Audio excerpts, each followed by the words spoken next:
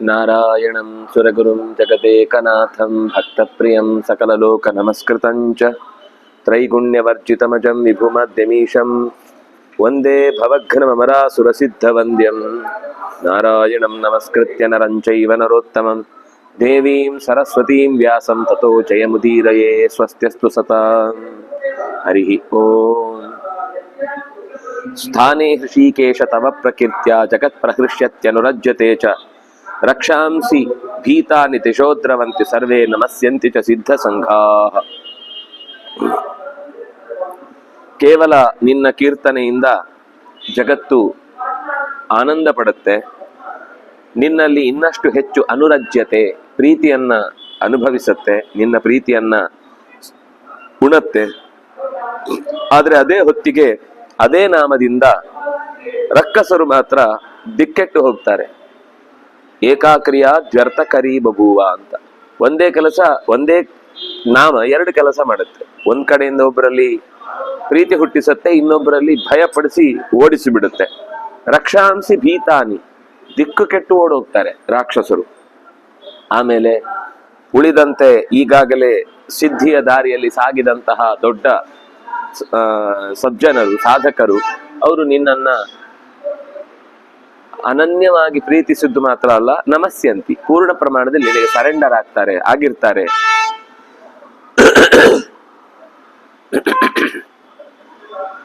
ಅಂದ್ರೆ ನಿನ್ನ ಪರಿಚಯ ಆದ್ಮೇಲೆ ನಿನ್ಗೆ ತಲೆಬಾಗದೆ ಇರ್ಲಿಕ್ಕೆ ಸಾಧ್ಯವೇ ಇಲ್ಲ ಅವರಿಗೆ.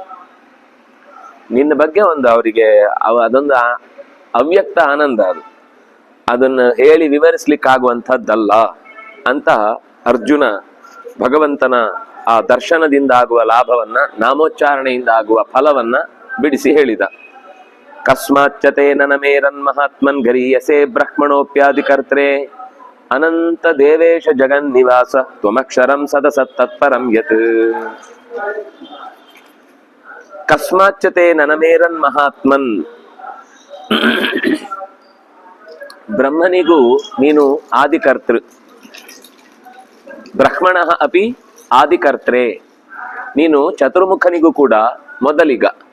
ಬಹಳ ಜನ ಏನ್ ಅನ್ಕೊಳ್ತಾರೆ ಅಂದ್ರೆ ಚತುರ್ಮುಖ ಯಾರು ಹಿರಣ್ಯಕಶಿಪು ಗೀತೆ ಓದಿರ್ಲಿಲ್ಲ ಅನ್ಸುತ್ತೆ, ಅಥವಾ ಅವನ್ ಬಂದಾಗ ಈ ರೀತಿ ಗೀತೆ ಇರ್ಲಿಲ್ಲ ಬಿಡಿ, ಆದ್ರೆ ಇತ್ತು. ಅವನೇನ್ ಅನ್ಕೊಂಡ ಅಂದ್ರೆ ಸೃಷ್ಟಿ ಮಾಡೋನ್ ದೊಡ್ಡವನ್, ಯಾಕೆಂದ್ರೆ ಎಲ್ಲವೂ ಅವನಿಂದ ಸೃಷ್ಟಿ ಆಗುತ್ತೆ, ಆದ್ರಿಂದ ಅವನನ್ನು ಮೀರಿಸುವ ಯಾರು ಇಲ್ಲ, ಆದ್ರಿಂದಾಗಿ ನನಗೆ ನಿನ್ನ ಸೃಷ್ಟಿಯಲ್ಲಿ ಯಾವುದೂ ಕೂಡ ಸಾವಿಗೆ ಕಾರಣ ಆಗ್ಬಾರ್ದು ಅಂತ ಹೊರ ಕೇಳ್ತಾನೆ. ಚತುರ್ಮುಖ ಕೂಡ್ಲೆ ಆಯ್ತಾಯ್ತು ಅಂತ ಹೇಳ್ಬಿಡ್ತಾನೆ. ನನ್ನ ಸೃಷ್ಟಿ ಯಾವ್ದು ನಿಂಗೆ ತೊಂದರೆ ಕೊಡಲ್ಲ, ನಾನ್ ಯಾರಿಂದ ಸೃಷ್ಟಿಯಾಗಿದೆ ನೀನ್ ಕೇಳಬಾರ್ದು, ನಿನ್ಗದು ತಲೆಯಲ್ಲೂ ಇಲ್ಲ. ಅವನು ಹೊಗಳ್ತಾನೆ, ನೀನೇ ಸೃಷ್ಟಿಕರ್ತ, ನೀನೇ ಆದಿಜೀವ, ನೀನೇ ಅದು, ನೀನೇ ಇದು ಎಲ್ಲ. ಆದಿಜೀವ ಹೌದಲ್ವಾ, ದೇವ್ರ ಜೀವ ಅಲ್ಲ, ಇವನೇ ಆದಿಜೀವ. ಆದ್ರೆ ಅದು ಹೌದು ಅಂತ ಅನ್ನೋದಕ್ಕೆ ಬ್ರಹ್ಮಣೋಪಿ ಆದಿಕರ್ತ್ರೇ, ನೀನು ಬ್ರಹ್ಮನಿಗೂ ಕರ್ತೃ.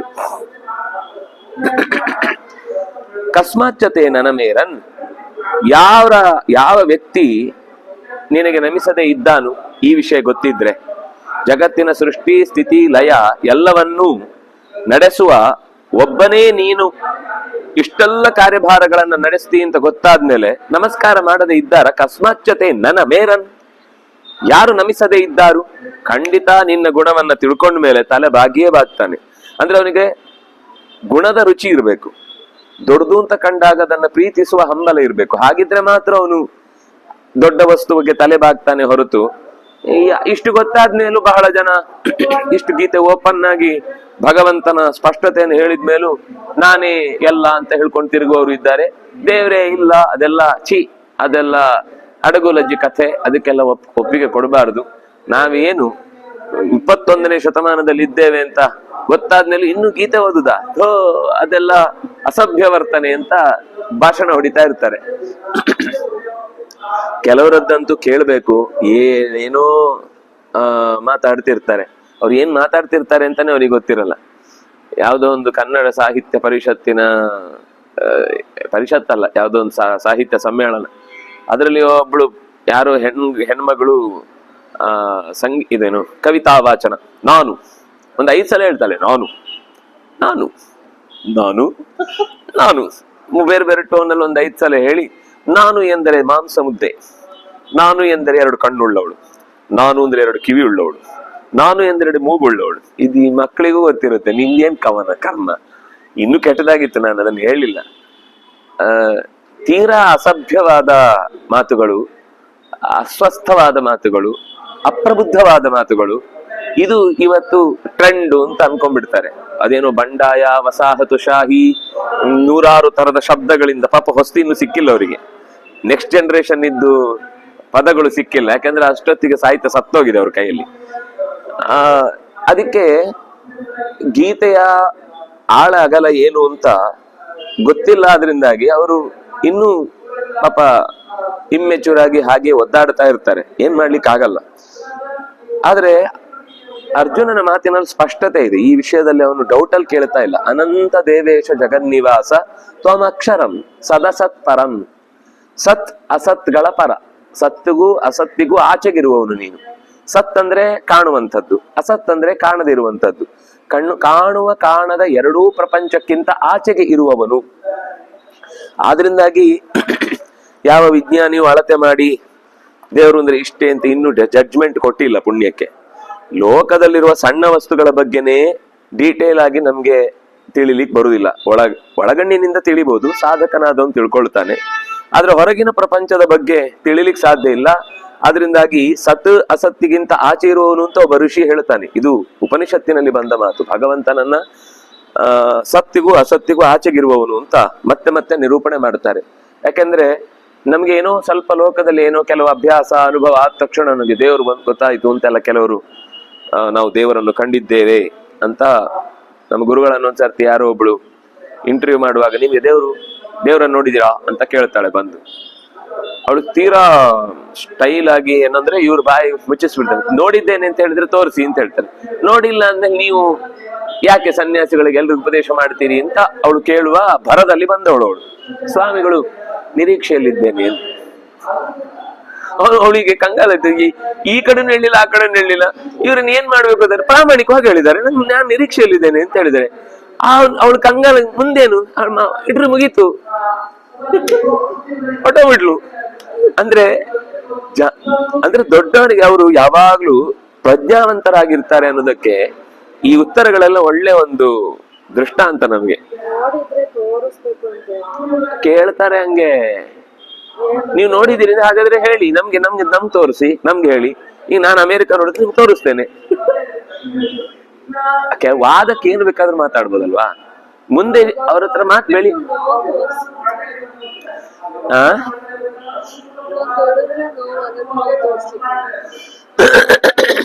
ಅದು ಕೇಸ್ ಆಗುತ್ತಷ್ಟೆ.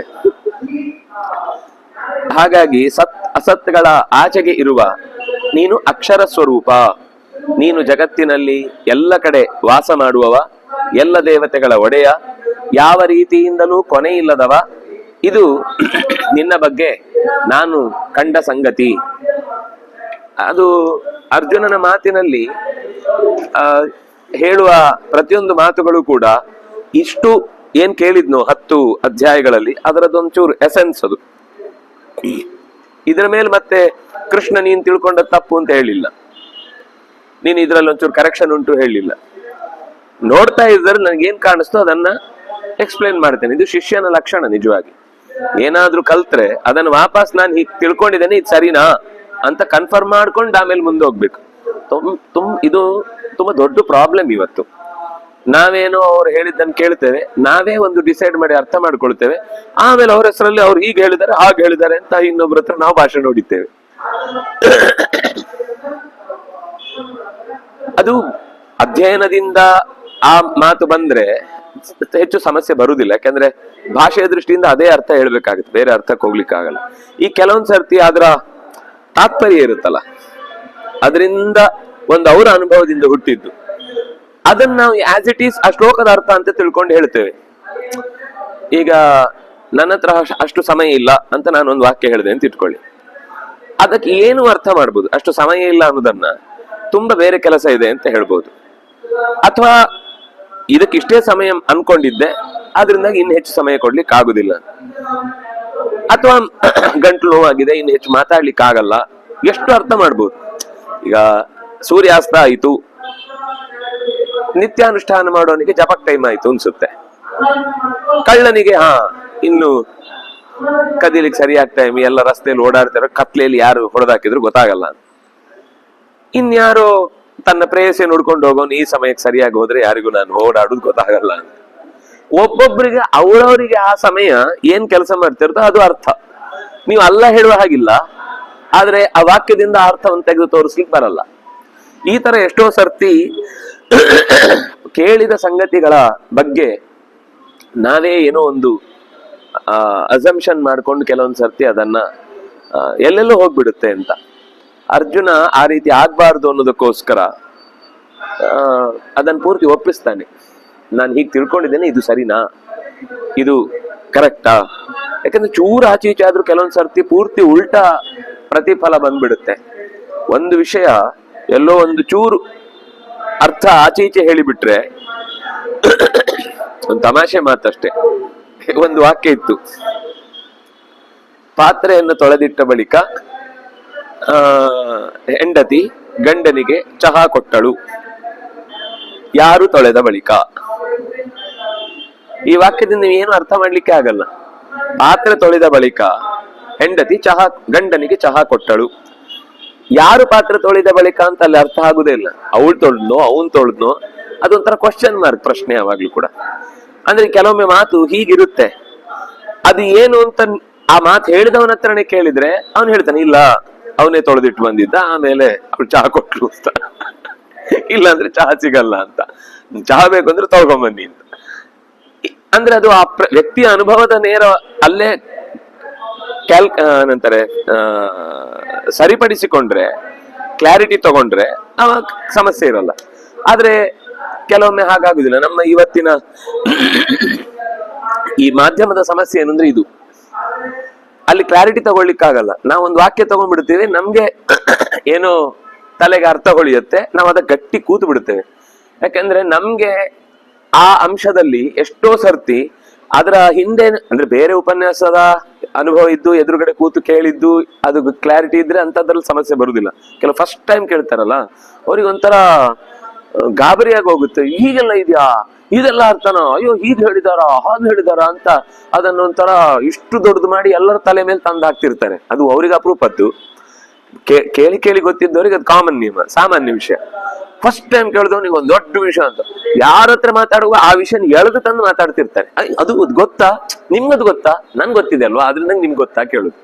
ಅಂದ್ರೆ ಆ ರೀತಿ ಉಪದೇಶ ಪಡೆದ ಮೇಲೆ ಪಡೆದ ಸಂಗತಿಯ ಒಂದು ಸ್ಪಷ್ಟತೆಯನ್ನ ಪಡ್ಕೊಂಡ್ರೆ ಮಾತ್ರ ವಿದ್ಯೆ ಮುಂದೆ ಹೋಗುವಾಗ ಅದೇ ಟ್ರ್ಯಾಕ್ ಅಲ್ಲಿ ಹೋಗುತ್ತೆ.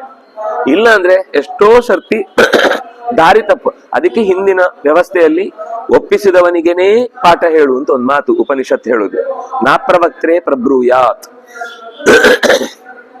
ಮರಳಿ ಒಪ್ಪಿಸದವನಿಗೆ ಪಾಠ ಹೇಳಬೇಡ. ಅವನ ಆಮೇಲೆ ಏನೇನು ಅನ್ಕೊಂಡು ಅದನ್ನ ತಂದೆ ಹೊಸ ಸಿದ್ಧಾಂತ ಮಾಡಿಬಿಡ್ತಾನೆ. ಯಾರ್ದು ಬುದ್ಧನ ಚಿಂತನೆ 4 ಜನಕ್ಕೆ ಹಂಚಿ ಹೋಯ್ತು. 4 ಬೇರೆನೇ ಮುಖ ಆಗೋಯ್ತು. ಒಬ್ಬ ಪರಮ ಸತ್ಯ ಅಂತಾನೆ ಜಗತ್ತು, ಅದೇ ಬುದ್ಧನ 4 ಶಿಷ್ಯರಲ್ಲಿ ಒಬ್ಬ ಜಗತ್ತು ಪರಮ ಸತ್ಯ ಅಂತಾನೆ, ಇನ್ನೊಬ್ಬ ಪರಮ ಸುಳ್ಳು ಅಂತಾನೆ, ಇಲ್ಲವೇ ಇಲ್ಲ ಅಂತಾನೆ.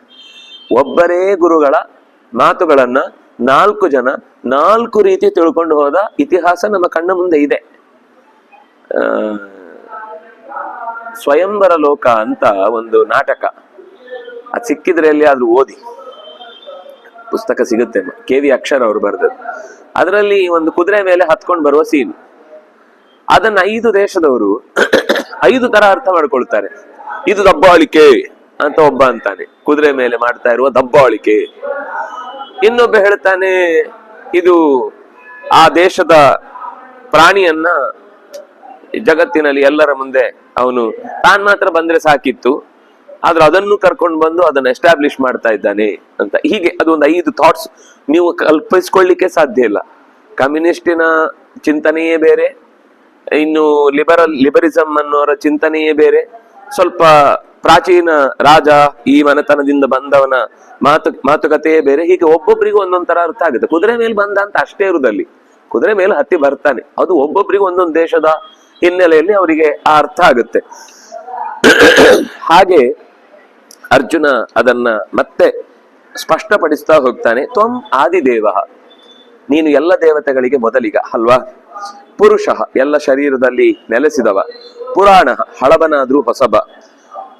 ಅಸ್ಯ ವಿಶ್ವಸ್ಯ ಪರಂ ನಿಧಾನಂ, ಈ ವಿಶ್ವಕ್ಕೆ ಮುಖ್ಯ ಆಧಾರ. ನಿಧಾನ ಅಂದ್ರೆ ಇಡ್ಲಿಕ್ಕೆ ಯೋಗ್ಯವಾದ ಜಾಗ. ಇಡೀ ಜಗತ್ತು ನಿನ್ನೊಳಗೆ ನಿಂತಿದೆ. ಅಲ್ಲ, ನಾವು ಶೇಷನಲ್ಲಿ ನಿಂತಿದೆ, ಶೇಷನು ಅವನಲ್ಲೇ ಇದ್ದಾನೆ. ಅಲ್ಲ, ಶೇಷನ ಮೇಲೆ ಮಲಗಿದ್ದು ಅಂತಲ್ವಾ ನಮಗೆ ಗೊತ್ತಿರುವುದು. ಅಂತಂದ್ರೆ ಶೇಷನ ಮೇಲೆ ಮಲಗಿದ್ರು ಕೂಡ ಮಲಗಿದ ಶೇಷನಿಗೆ ಆಸರೆ ಕೊಟ್ಟವನು ಅದು ಹೇಗೆ ಅಂದ್ರೆ, ಅಲ್ಲಿ ಒಂದು ಹೀಗೆ ಹೋಗ್ತಾ ಇತ್ತಂತೆ ಮೇಲೆ, ಯಾರೋನು ಅಲ್ಲಿ ಅದು ಜೋರು ತನ್ನ ಆರ್ಭಟ ಮಾಡಿತ್ತಂತೆ, ಲೊಚ ಕುಡ್ತ. ಏನು ಅಂತ ಇಡೀ ಶೀಟನ್ ಹೊತ್ಕೊಂಡು ನಿಂತಿದೆ ನೋಡು ಅಂತೆ. ಅದು ಹೀಗೆ ಹೋಗ್ತಾ ಇದೆ ಅಲ್ವಾ, ಅದು ಹೇಳುದು ಇಡೀ ಶೀಟನ್ನು ನಾನು ಹೊತ್ಕೊಂಡು ನಿಂತಿದ್ದೇನೆ ಅಂತ. ನಿಜವಾಗಿ ಏನು, ಆ ಶೀಟನ್ನ ಆಶ್ರಯಿಸಿಕೊಂಡು ಅದಿದೆ. ಶೇಷ ಭಗವಂತನನ್ನು ಹೊತ್ಕೊಂಡಿದ್ದಾನೆ ಅಂತ ನಮ್ಗೆ ಅನ್ಸಿದ್ರೆ, ಶೇಷ ಹೇಳ್ತಾನೆ ನಾನು ಹೊತ್ಕೊಂಡದಲ್ಲ, ಅವನೇ ನಾನು ಕೆಳಗೆ ಬೀಳೋದಾಗಿ ಎತ್ಕೊಂಡು ಇಟ್ಕೊಂಡಿದ್ದಾನೆ ಅಂತ. ಅದು ಭಗವಂತನ ಶಕ್ತಿ ಅಂದ್ರೆ. ಹಾಗಾಗಿ ನೀನೇ ಇಡೀ ಜಗತ್ತಿನ ನಿಜವಾದ ಆಧಾರ ಸ್ತಂಭ, ಆಧಾರ ಭೂತವಾದ ಶಕ್ತಿ. ವೇತ್ತಾಸಿ, ಎಲ್ಲವನ್ನು ತಿಳಿದವನು ಅಂದ್ರೆ ಸರ್ವಜ್ಞ. ವೇದ್ಯಂ, ಎಲ್ಲರಿಂದ ತಿಳಿಯಲ್ಪಡಬೇಕಾದವ. ನೀನು ಎಲ್ಲರಿಂದಲೂ ತಿಳಿಯಲು ಯೋಗ್ಯ. ನಿನ್ನನ್ನು ತಿಳಿಯದೆ ಎಷ್ಟು ತಿಳಿದು ಮಣ್ಣು ಗುಡ್ಡೆ ಹಾಕಿದ್ರು ಕೂಡ ಆ ವಿದ್ಯೆಗೆ ಬೆಲೆಯೇ ಇಲ್ಲ. ಅದು ನೈವೇದ್ಯ ಅಷ್ಟೇ, ಊಟಕ್ಕಾದೀತಷ್ಟೇ ಆ ಹೊತ್ತಿಗೆ. ಮತ್ ನಾಳೆಗೆ ಅದು ಹಳಸಿ ಹೋಗುತ್ತೆ, ಮತ್ತೆ ದುಡಿಬೇಕು ಆ ಪ್ರಕಾರ. ಪರಂಧಾಮ, ಎಲ್ಲರಿಗಿಂತ ಉತ್ತಮವಾದ ಎತ್ತರವಾದ ಮನೆ, ಬೆಳಕಿನ ಮನೆ, ಅದು ಅರಿವಿನ ಮನೆ. ಅಲ್ಲಿಗೆ ಹೋದ ಮೇಲೆ ಮತ್ತೆ ಹಸಿವು, ನೀರಡಿಕೆ, ಬಾಯಾರಿಕೆ, ಈ ಲೋಕದ ಅವ್ಯವಸ್ಥೆ ಯಾವುದೆಲ್ಲದು ಪರಂ. ಅದ್ರ ಮೇಲೆ ಮತ್ತೊಂದು ಮನೆ ಇಲ್ಲ. ಅದು ಲಕ್ಸುರಿಯಸ್ ಅನ್ನೋದರ ಕೊನೆಯ ನೆಲೆ. ಅದಕ್ಕಿಂತ ಮತ್ತೆ ಹೆಚ್ಚಿನ ಸುಖವನ್ನ, ಹೆಚ್ಚಿನ ಆಸೆಯನ್ನ ಯಾರು ಪಡ್ಲಿಕ್ಕೆ ಸಾಧ್ಯ ಇಲ್ಲ. ಅದು ಕೊನೆ ಗುರಿ. ಮುಕ್ತಾನಾಂ ಪರಮಾಗತಿ ಅಂತ ಹೇಳ್ತೇವಲ್ಲ, ಆ ಮಾತು ಪರಂಧಾಮ. ತ್ವಯಾ ತತಂ ವಿಶ್ವಂ, ವಿಶ್ವಂ ತ್ವಯಾ ತತಂ, ವಿಶ್ವ ನಿನ್ನೊಳಗೆ ಇದೆ, ನೀನು ವಿಶ್ವದ ಎಲ್ಲದರೊಳಗೆ ಇದ್ದಿ. ಲೋಕದಲ್ಲಿ ನಮಗೆ ಒಂದೋ ಅದರೊಳಗೆ ನಿಂತವರನ್ನು ನೋಡ್ತೇವೆ, ಅಥವಾ ಅದನ್ನು ಆವರಿಸಿಕೊಂಡವರನ್ನು ನೋಡ್ತೇವೆ. ಇದು ಹಾಗಲ್ಲ. ಅಂತರ್ಬಹಿಷ್ಠ ತತ್ಸರ್ವಂ ವ್ಯಾಪ್ಯ ನಾರಾಯಣ ಸ್ಥಿತ. ಅದರ ಒಳಗೆ ಹೊರಗೆ ಎರಡೂ ಕಡೆ ಹೊತ್ತು ನಿಲ್ಲಬಲ್ಲ ಒಬ್ಬನೇ ಒಬ್ಬ ಸಮರ್ಥ, ಅದು ಭಗವಂತ. ಬೇರೆ ಯಾರೂ ಕೂಡ ಇಡೀ ಜಗತ್ತಿನ ಒಳ ಹೊರಗೆ ಎರಡೂ ಕಡೆ ಹೊತ್ತು ನಿಂತ್ಕೊಳ್ಳಿಕ್ ಸಾಧ್ಯ ಇಲ್ಲ. ಈಗ ನಾವು ಕಟ್ಟಿಗೆ ಹೊತ್ಕೊಂಡು ಹೋಗ್ಬೋದು, ಕಟ್ಟಿಗೆ ಒಳಗೆ ಹೋಗ್ಲಿಕ್ಕಾಗುತ್ತಾ? ಇಲ್ಲ. ಮನೆ ಒಳಗೆ ಕೂತ್ಕೊಳ್ಬಹುದು, ಮನೆ ಅಡಿಗೆ ಹೋಗಿ ನಿಂತ್ಕೊಂಡು ಎತ್ಲಿಕ್ಕಾಗುತ್ತಾ? ಇಲ್ಲ. ಅದರಿಂದಾಗಿ ನಮ್ಮ ಹೊತ್ತುಕೊಳ್ಳುವುದು ಅನ್ನುವ ಕ್ರಿಯೆಗೆ ತುಂಬಾ ಮಿತಿ ಇದೆ. ಮತ್ತೆ ಅದು ಕೂಡ ಕೆಲವು ಕಾಲನೋ, ಕೆಲವು ಕ್ಷಣವೋ, ಅಥವಾ ಕೆಲವು ವಿಷಯದಲ್ಲಿ ಮಾತ್ರ ನಮಗೆ ಅದನ್ನ ಹೊರುವ ಸಾಮರ್ಥ್ಯ. ಅದು ಕೂಡ ಭರತ ಹೇಳಿದ ಹಾಗೆ, ನಾವು ಹೊರುದಲ್ಲ. ಹೆಗಲೋ, ಎದೆನೋ, ಹೊಟ್ಟೆನೋ, ಕಾಲೋ, ಮಂಡಿಯೋ, ಕೆಳಗಿನ ನೆಲವೋ, ನೆಲವನ್ನು ಶೇಷನೋ, ಶೇಷನನ್ನು ಕೂರ್ಮನೋ, ಕೂರ್ಮನನ್ನ ವಾಯು ಕೂರ್ಮನೋ, ಅದ್ರ ಕೆಳಗೆ ಪರಮಾತ್ಮ. ಹೀಗೆ ಹುಡುಕ್ತಾ ಹೋದ್ರೆ ಅದರ ಆಳವೇ ಸಿಗಲ್ಲ. ವಿಶ್ವಂ ಅನಂತ ರೂಪ, ಅನಂತ ರೂಪಗಳಿಂದ ತುಂಬಿಕೊಂಡ ಓ ಭಗವಂತನೇ, ನೀನು ವಿಶ್ವಂ ತತಂ, ವಿಶ್ವವನ್ನ ತತ ಅಂದ್ರೆ ವ್ಯಾಪ್ತಂ, ನೀನು ಇಡೀ ವಿಶ್ವವನ್ನ ವ್ಯಾಪಿಸಿ ನಿಂತಿದ್ದಿ ಅಂತ ಹೇಳ್ತಾ ಇದ್ದಾನೆ. ಯಾರನ್ನೆಲ್ಲ ವ್ಯಾಪಿಸಿದ್ದು ಬಿಡಿಸಿ ಹೇಳ್ತಾನೆ.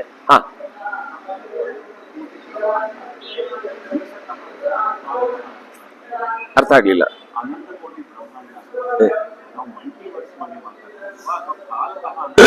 ಕಾಲತಃ ಅನಂತದ ಬಗ್ಗೆನೇ ಹೇಳುದು. ಯಾಕೆಂದ್ರೆ ಒಂದು ಕಾಲದಲ್ಲಿ ಅನಂತ ಬ್ರಹ್ಮಾಂಡ ಇರ್ಲಿಕ್ಕೆ ಸಾಧ್ಯ ಇಲ್ಲ. ಬ್ರಹ್ಮಾಂಡ ಒಂದೇ, ಬ್ರಹ್ಮಾಂಡ ಒಂದೇ. ಇನ್ನೊಂದು ಪ್ಯಾರಲಲ್ ಬ್ರಹ್ಮಾಂಡ ಇರುತ್ತೆ ಹೇಗೆ ಸಾಧ್ಯ? ಇರುವ ಅಷ್ಟು ಜಗತ್ತಿಗೆ ಶರೀರವಾಗಿ ಚತುರ್ಮುಖನಿಗೆ ಅದನ್ನ ಯೋಜಿಸಿ ಆಗಿದೆ. ಮತ್ತೆ ಪಕ್ಕದಲ್ಲಿ ಇನ್ನೊಬ್ಬ ಬ್ರಹ್ಮ ಇರ್ತಾನ? ಇವನು ಇರ್ಬೇಕಾದ್ರೆ ಇನ್ನೊಬ್ಬ ಬ್ರಹ್ಮ ಇರ್ಲಿಕ್ಕೆ ಸಾಧ್ಯ ಇಲ್ಲ. ಅದನ್ನಾಗಿ ಬ್ರಹ್ಮಾಂಡ ಒಂದೇ. ಒಂದು ಸೃಷ್ಟಿ ಆದ ಮೇಲೆ ಇನ್ನೊಂದು ಸೃಷ್ಟಿ ಆಗುವಾಗ ಅದು ಹೊಸ ಬ್ರಹ್ಮಾಂಡ. ಮತ್ತೆ ಹೊಸ ಬ್ರಹ್ಮಾಂಡ ಅಂದ್ರೆ ಬ್ರಹ್ಮಾಂಡಕ್ಕೆ ಬಳಸುವ ಮೆಟೀರಿಯಲ್ ಅದೇ. ಭೂತಗ್ರಾಮಸ್ಸ ಏವಾಯಂ ಭೂತ್ವಾ ಭೂತ್ವಾ ಪ್ರಳೀಯತೆ, ಅದೇ ಬ್ರಹ್ಮಾಂಡ. ಆದ್ರೆ ಪರ್ಮೆಂಟೇಶನ್ ಕಾಂಬಿನೇಷನ್ ಚೇಂಜ್ ಇರುತ್ತೆ. ಮತ್ತೆ ಅದಕ್ಕೆ ಅಭಿಮಾನಿಸುವ ಇನ್ನೊಬ್ಬ ಚತುರ್ಮುಖ ಜೀವ ಅಲ್ಲಿ ಬಂದಿರ್ತಾನೆ. ಅದರಿಂದಾಗಿ ಸೃಷ್ಟಿಯಲ್ಲಿ ಹೊಸತು. ಆದ್ರೆ ಮೆಟೀರಿಯಲ್ ಹಳತ್ತೆ. ಮನೆ ಒಡೆದ ಮೇಲೆ ಮತ್ತೆ ಅದೇ ಇಟ್ಟಿಗೆಯನ್ನು ಬಳಸಿ ಇನ್ನೊಂದು ಮನೆ ಕಟ್ಟಿದ ಹಾಗೆ. ನಮ್ಗೆ ಇವಾಗ ಆ ಟೆಕ್ನಾಲಜಿ ಹೋಗ್ಬಿಡಿದೆ. ಒಡೆದು ಹಾಕೋದು ಹೊಸತ್ ಕಟ್ಟುದು, ಎರಡೇ ಗೊತ್ತಿರೋದು. ಅದೇ ಹಳೆ ಕಾಲದಲ್ಲಿ ಹಾಗಿಲ್ಲ. ಹಳೆ ಕಾಲದಲ್ಲಿ ಮಣ್ಣಾಗಿದ್ರು ಕೂಡ ಆ ಮಣ್ಣನ್ನ ಹದ ಮಾಡ್ತಿದ್ರು. ಮತ್ತೆ ಬಿದ್ದೋಗುತ್ತೆ ಅಂತ ಇಟ್ಕೊಳ್ಳಿ ಮನೆ, ಅದರ ಗೋಡೆಯ ಮಣ್ಣನ್ನ ಮತ್ತೆ ಒಂದು ಹೊಂಡದಲ್ಲಿ ಹಾಕಿ ಕೊಳೆಸಿ ಅದನ್ನು ಚೆನ್ನಾಗಿ ನೀರಿನಲ್ಲಿ ಮೆದುವಾಗುವಾಗ ಮಾಡಿ ಅದನ್ನು ತುಳಿತಾರೆ. ತುಳಿದು ಮತ್ತೆ ಅದಕ್ಕೆ ಒಂದು ಹದ ಬಂದ್ಮೇಲೆ ಅದೇ ಮಣ್ಣಿನಿಂದ ಮತ್ತೆ ಕಟ್ತಾರೆ.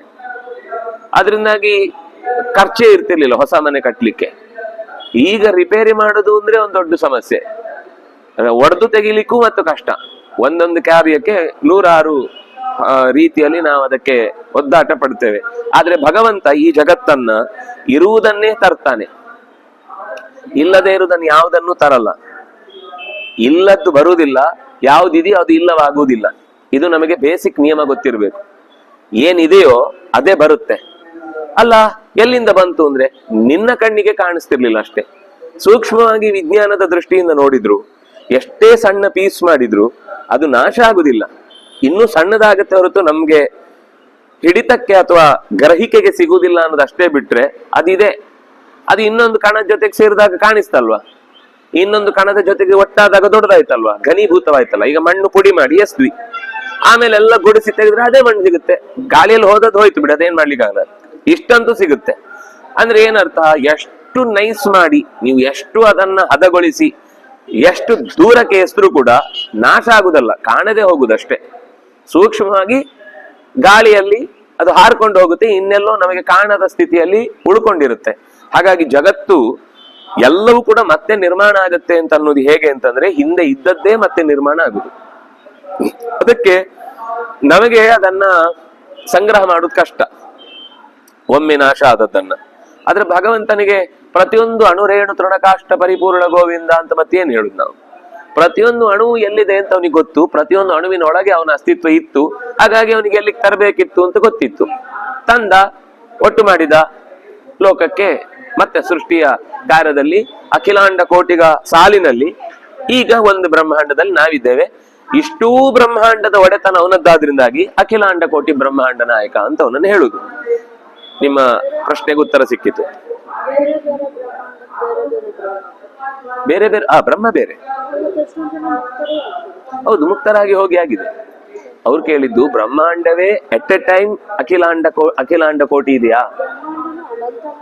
ಬ್ರಹ್ಮಾಂಡ ಅನಂತ. ಅದರ ಅರ್ಥ ಏನು? ಸೃಷ್ಟಿ ಬೇರೆ ಬೇರೆ ಅಷ್ಟೇ, ವಸ್ತು ಒಂದೇ. ಅದು ಏನು ಅಂದ್ರೆ, ಸೃಷ್ಟಿಗೆ ಬರುವಾಗ ಆಗಿಲ್ಲ, ಈಗ್ಲೂ ಇದ್ದಾರೆ ಅವರು. ಮುಕ್ತರಾಗಿದ್ರೆ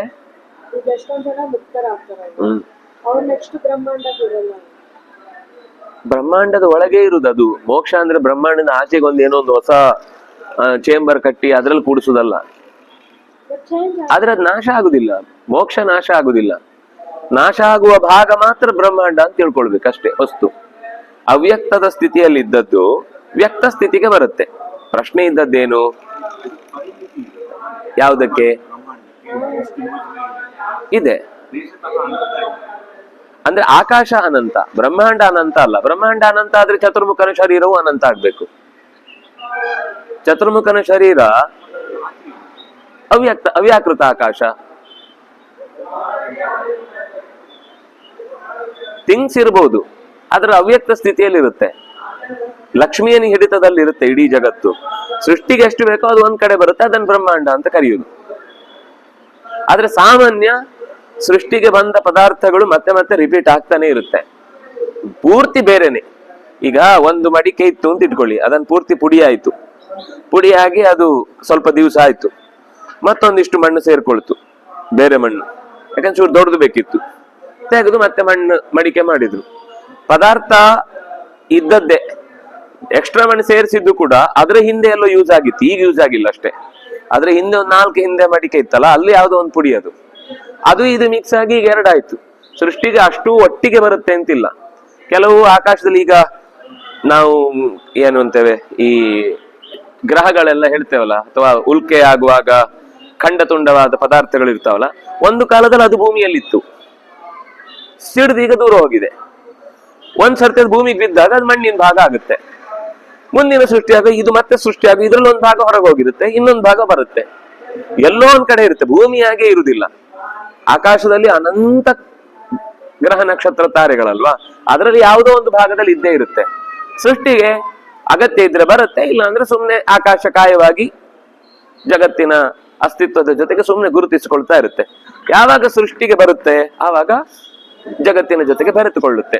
ಅದರಿಂದಾಗಿ ಅವ್ಯಕ್ತ ಅಂದ್ರೆ ಕಾಣದೇ ಇರುವ ಸ್ಥಿತಿಯಲ್ಲಿ ಇರುತ್ತೆ ಹೊರತು ಇಲ್ಲದೆ ಇರುವುದು ಬರುವುದಲ್ಲ, ಇದ್ದದ್ದೇ ಬರುವುದು. ಅದಕ್ಕೆ ಭಗವಂತನಿಗೆ ಅನಂತ ರೂಪ ಅಂತ ಹೇಳಿದ. ಅನಂತ ರೂಪ ಅಂದ್ರೆ ಎಷ್ಟಕ್ಕೆಲ್ಲ ಅವನು ಆಕೃತಿ ಕೊಟ್ಟಿದ್ದಾನೋ ಅಷ್ಟು ಆಕೃತಿ ಅವಂದೇ. ನೀವು ಎಷ್ಟು ಆಕೃತಿ ಗುರುತಿಸಿ ಅಷ್ಟು ಆಕೃತಿ ಅವಂದೇ. ಆದ್ರಿಂದ ಅವನಿಗೆ ಪರ್ಟಿಕ್ಯುಲರ್ ಒಂದ್ ಆಕೃತಿ ಇಲ್ಲ ಅಂತ ಹೇಳಿದ್ದು. ಅನಂತ ರೂಪ ಅಂದ್ರೆ ನಿರಾಕಾರ ಅಂತಾನೆ ಅರ್ಥ. ನೀವು ಸ್ಟಾರ್ ಅಂದ್ರೆ ಅದಕ್ಕೊಂದು ಚೂಪ ಇದು ಹಿಂಗ್ ತೋರಿಸ್ತೀರಿ, ನಿಮಗೆ ಅದು ನೋಡಿದ ತಕ್ಷಣ ಇದು ಸ್ಟಾರ್ ಅಂತ ಗೊತ್ತಾಗುತ್ತೆ. ಆದ್ರೆ ಭಗವಂತನನ್ನ ಹಾಗೆ ನೀವು ಸೂಪರ್ ಸ್ಟಾರ್ ಅಂತ ತಂದು ನಿಲ್ಲಿಸಿ ಅದಕ್ಕೊಂದು 9-8 ಚಕ್ರಗಳನ್ನ ಅಂದ್ರೆ ಅರಗಳನ್ನ ಕೊಟ್ಟು ನಿಲ್ಲಿಸಿದ್ರೆ ಅದೂ ಆಗತ್ತೆ. ಆದ್ರೆ ಅಷ್ಟೇ ಅಲ್ಲ, ಅದೇ ಅಲ್ಲ, ಅದಕ್ಕಿಂತ ಆಚೆಗೂ ಇದೆ. ಅದಕ್ಕೆ ಸದಸತ್ಪರಂ ಯತ್, ಸದಸತ್ಪರಂ. ನಾವ್ ಏನೇ ದೇವರ ಆಕೃತಿಯನ್ನು ಚಿಂತಿಸಿದ್ರು ಅವನು ಅದಕ್ಕಿಂತ ಆಚೆ. ಅದು ಅವನ ಪರ್ಟಿಕ್ಯುಲರ್ ಆಕಾರ ಅಲ್ಲ, ನಮಗೆ ಬೇಕು ಅಂತ ಆ ಆಕೃತಿಯಲ್ಲಿ ಅವನು ನಿಂತಿರ್ತಾನೆ. ಅವನಿಗೊಂದು ಆಕಾರ ಅಂತ ನಾವು ಲೋಕದಲ್ಲಿ ಕಂಡ, ನೋಡಿದ, ಕೇಳಿದ, ಹಾಡಿದ, ಕುಣಿದ ಯಾವುದೇ ಆಕೃತಿ ಅವನದಲ್ಲ, ವ್ಯವಸ್ಥಿತವಾದ ಆಕಾರ ಅಲ್ಲ. ಎಲ್ಲ ಆಕೃತಿಯಲ್ಲೂ ಅವನಿದ್ದಾನೆ. ಮಯಾ ತತಂ ಸರ್ವಮಿದಂ, ಎಲ್ಲ ವಸ್ತುಗಳನ್ನ ವ್ಯಾಪಿಸಿ ನಿಂತಿದ್ದೇನೆ ಅಂತ ಅವನು ಹೇಳಿದ್ರಿಂದಾಗಿ ಎಲ್ಲೆಲ್ಲ ಇದ್ದಾನೆ. ವಾಯು ಯಮಃ ಅಗ್ನಿ ವರುಣಃ ಶಶಾಂಕಃ ಪ್ರಜಾಪತಿಸ್ತ್ವಂ ಪ್ರಪಿತಾಮಹಶ್ಚ ನಮೋಸ್ತು ನಮೋ ನಮಸ್ತೆಸ್ತು ಸಹಸ್ರಕೃತ್ವ ಪುನಶ್ಚ ಭೂಯೋಪಿ ನಮೋ ನಮಸ್ತೆ. ಅರ್ಜುನನಿಗೆ ನಮಸ್ಕಾರ ಮಾಡಿ ಸಾಕಾಗ್ಲಿಲ್ಲ, ಅದಕ್ಕೆ ಅವನು ಮೊದ್ಲೇ ಹೇಳಿದ್ದು ನನ್ನ ಮೇರನ್ ಮಹಾತ್ಮಂ. ಯಾರು ತಾನೇ ಭಗವಂತನ ಮಹಿಮೆಯನ್ನರಿತವ ನಮಸ್ಕಾರ ಮಾಡದೇ ಇದ್ದಾನು ಅಂತ ಹೇಳಿದ ಅಲ್ವಾ. ಈಗ ಅವನಿಗೆ ನೋಡ್ದಾಗೆಲ್ಲ ವಾಯು, ಭಗವಂತನ ವಾಯು ರೂಪವನ್ನು ನೋಡ್ತಾನೆ.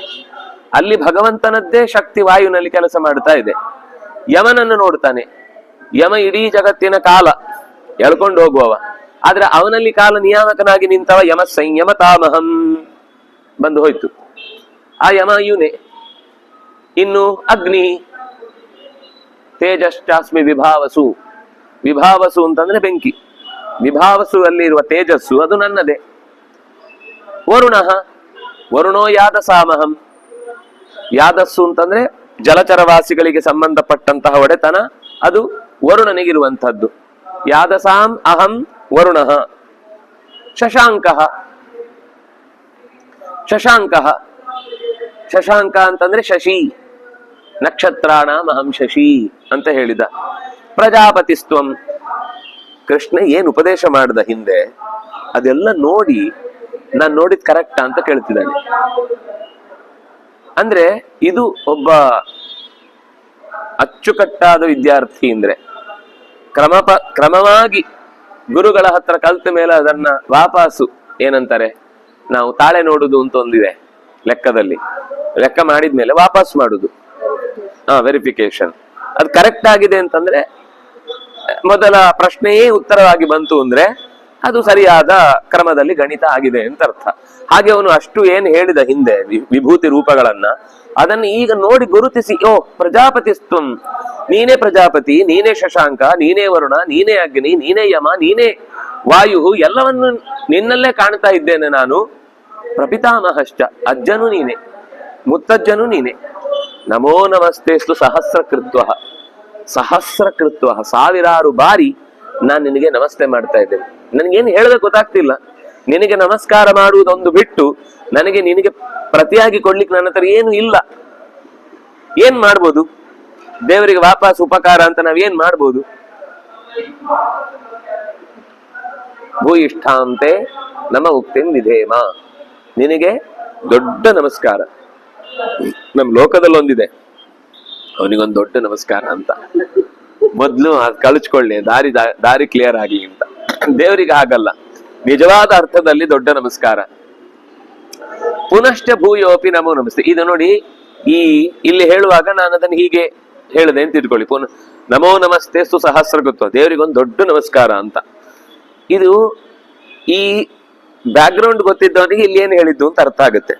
ಇಲ್ಲ ಅಂದ್ರೆ ಒಬ್ಬ ಜಸ್ಟ್ ಈಗ ಫಸ್ಟ್ ಟೈಮ್ ಕೇಳ್ತಾ ಇದ್ದೇನೆ ಅಂತ ಇಟ್ಕೊಳ್ಳಿ ಇದನ್ನ, ಏನ್ರಿ ದೇವರಿಗೆ ದೊಡ್ಡ ನಮಸ್ಕಾರ, ಗೀತೆಯಲ್ಲೇ ದೇವ್ರಿಗೆ ದೊಡ್ಡ ನಮಸ್ಕಾರ ಹಾಕ್ಬಿಟ್ಟಿದಾರ್ರಿ, ಅಂದ್ರೆ ದೇವ್ರು ಬೇಡ ಅಂತ ಗೀತೆನೇ ಹೇಳಿದೆ ಅಂತ ಅವನು ಅನ್ಕೊಂಡು ಅದರ ತಾತ್ಪರ್ಯವನ್ನು ಗ್ರಹಿಸಿ ಹೊರಟೋಗ್ತಾನೆ. ಅವನಿಗೆ ಮತ್ತೆ ಕ್ಲಾರಿಫಿಕೇಶನ್ ಕೇಳಲಿಕ್ಕೆ ಅವನ ಹತ್ರ ತಾಳ್ಮೆನೂ ಇಲ್ಲ, ಅವನಿಗೆ ಅದ್ರ ಇಂಟ್ರೆಸ್ಟೂ ಇಲ್ಲ.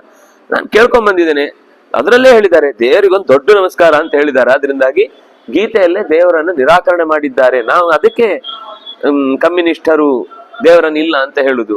ನಮಗೆ ಯಾವುದ್ರಲ್ಲೂ ನಿಷ್ಠೆ ಇಲ್ಲ, ನಮಗೆ ಬೇಕಿಲ್ಲ, ನಿಷ್ಠೆ ಯಾಕೆ ತೋರಿಸ್ಬೇಕು? ಅದರಿಂದಾಗಿ ಇದು ಮೇಲ್ನೋಟಕ್ಕೆ ತಕ್ಷಣ ಕೆಲವೊಂದು ಅರ್ಥವನ್ನ ಹಾಗಾಗಿ ತಗೊಂಡ್ರೆ ಅದರಿಂದ ಆಗುವ ಅನರ್ಥಗಳು ಜಾಸ್ತಿ. ಪುನಶ್ಚ ಭೂಯೋಪಿ ನಮೋ, ಎಷ್ಟು ನೋಡಿ, ಪುನಶ್ಚ ಭೂಯೋಪಿ ಸಹಸ್ರಕೃತ್ವ ನಮೋ ನಮಸ್ತೆ, ಮತ್ತೆ ಮತ್ತೆ ಪುನಃ ಪುನಃ ಸಾವಿರಾರು ಬಾರಿ ನಮಸ್ಕಾರ, ನಮಃ ನಮಃ ನಮಸ್ತೆ. ಅವನಿಗೆ ಹೇಳಿ ಸಾಕಾಗ್ಲಿಲ್ಲ, ಬಾಯಿ ಅದು ಹನುಮಂತನ ಮಾತು ಬರುವಾಗ್ಲೂ ಅದೇ ರೀತಿಯ ಒಂದು ಪ್ರಾರ್ಥನೆ ಬರುತ್ತೆ.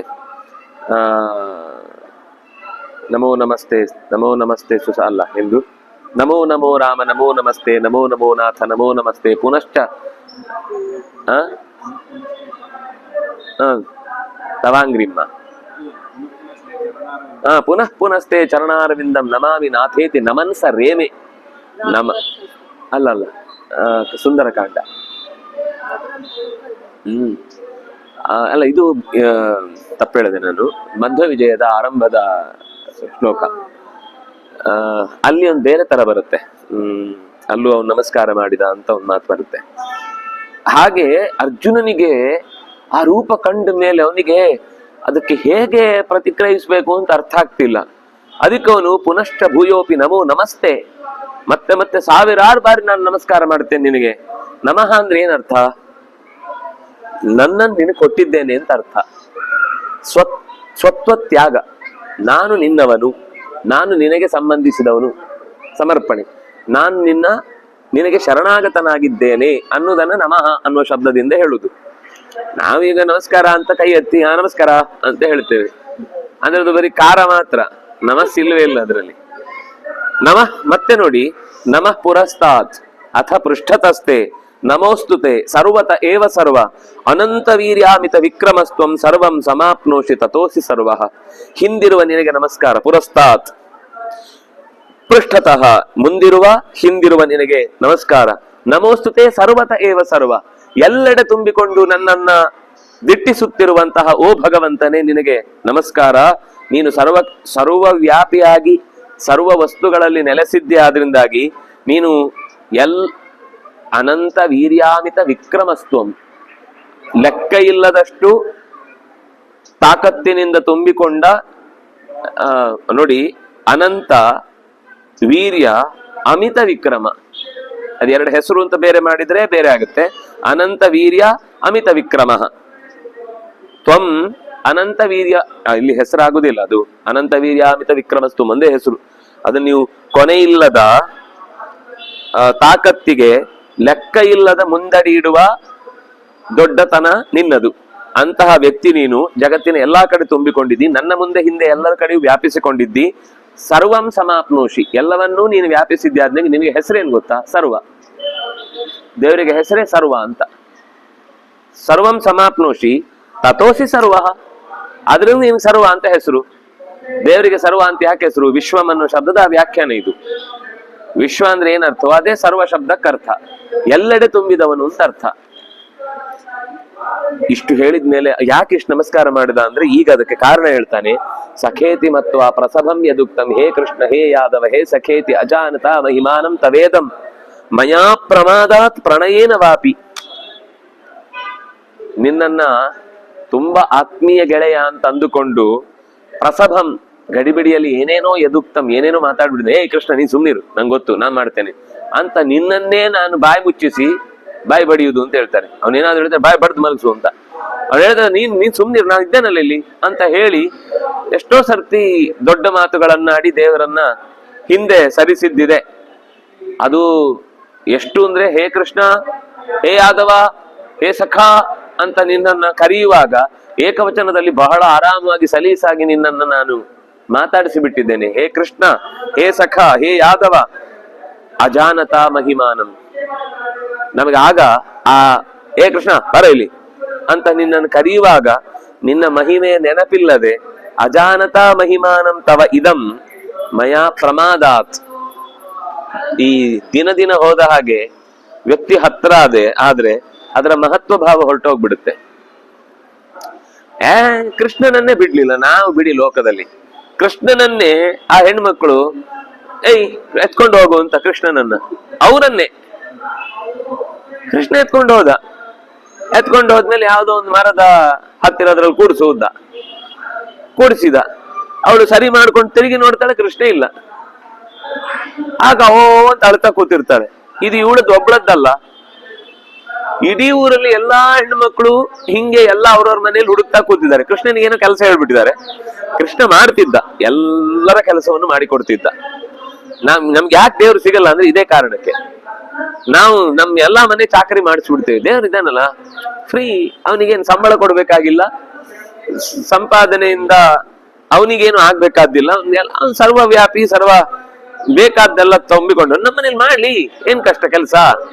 ಅವ್ನ್ ಮ್ಯಾಜಿಕ್ ಮಾಡುದಲ್ವಾ, ಮಾಡ್ತಾ ಇರ್ಲಿ. ನಮ್ಮನೇಲಿ ಗುಡಿಸ್ಕೊಡ್ಲಿ, ನಮ್ಮನೇಲಿ ಕ್ಲೀನ್ ಮಾಡ್ಲಿ, ನಮ್ಮನೇಲಿ ಪಾತ್ರೆ ತೊಳಿಲಿ, ನಮ್ಮನೆ ವಸ್ತುಗಳನ್ನೆಲ್ಲ ತೆಗೆದಿಡ್ಲಿ, ಎಲ್ಲ ಅವ್ನು ಮಾಡ್ಲಿ ಅಂತ. ಹಾಗೆ ಮಾಡಿ ಮಾಡಿ ಮಾಡಿ ಮಾಡಿ ಅವನ ಬಗ್ಗೆ ಒಂದು ತಾತ್ಸಾರ ಭಾವ ಬಂದಾಗ ಕೃಷ್ಣ ಯೋಚನೆ ಮಾಡಿದೆ, ಇದು ಸ್ವಲ್ಪ ಸರಿ ಮಾಡ್ಬೇಕು, ರಿಪೇರಿ ಮಾಡ್ಬೇಕು, ಇಲ್ಲ ಅಂದ್ರೆ ಸ್ವಲ್ಪ ಕಷ್ಟ ಆಗುತ್ತೆ. ಅವ್ರ ಮೇಲೆ ಪ್ರೀತಿ ಇದೆ, ಪ್ರೀತಿ ಇಲ್ಲ ಅಂತಲ್ಲ, ಕೆಟ್ಟವ್ರೇನಲ್ಲ ಅವ್ರು. ಆದ್ರೆ ಆ ವ್ಯಕ್ತಿ ದೊಡ್ಡವನು ಹತ್ರದಲ್ಲಿ ಸಿಕ್ಕಿದ ತಕ್ಷಣ ಅದರ ಬಗ್ಗೆ ಒಂದು ತಾತ್ಸಾರ ಭಾವ ಬರುತ್ತೆ ಮನುಷ್ಯನಿಗೆ. ಬಹಳ ಕಷ್ಟದ ಕೆಲಸ ಅದು, ಬರಬಾರ್ದು.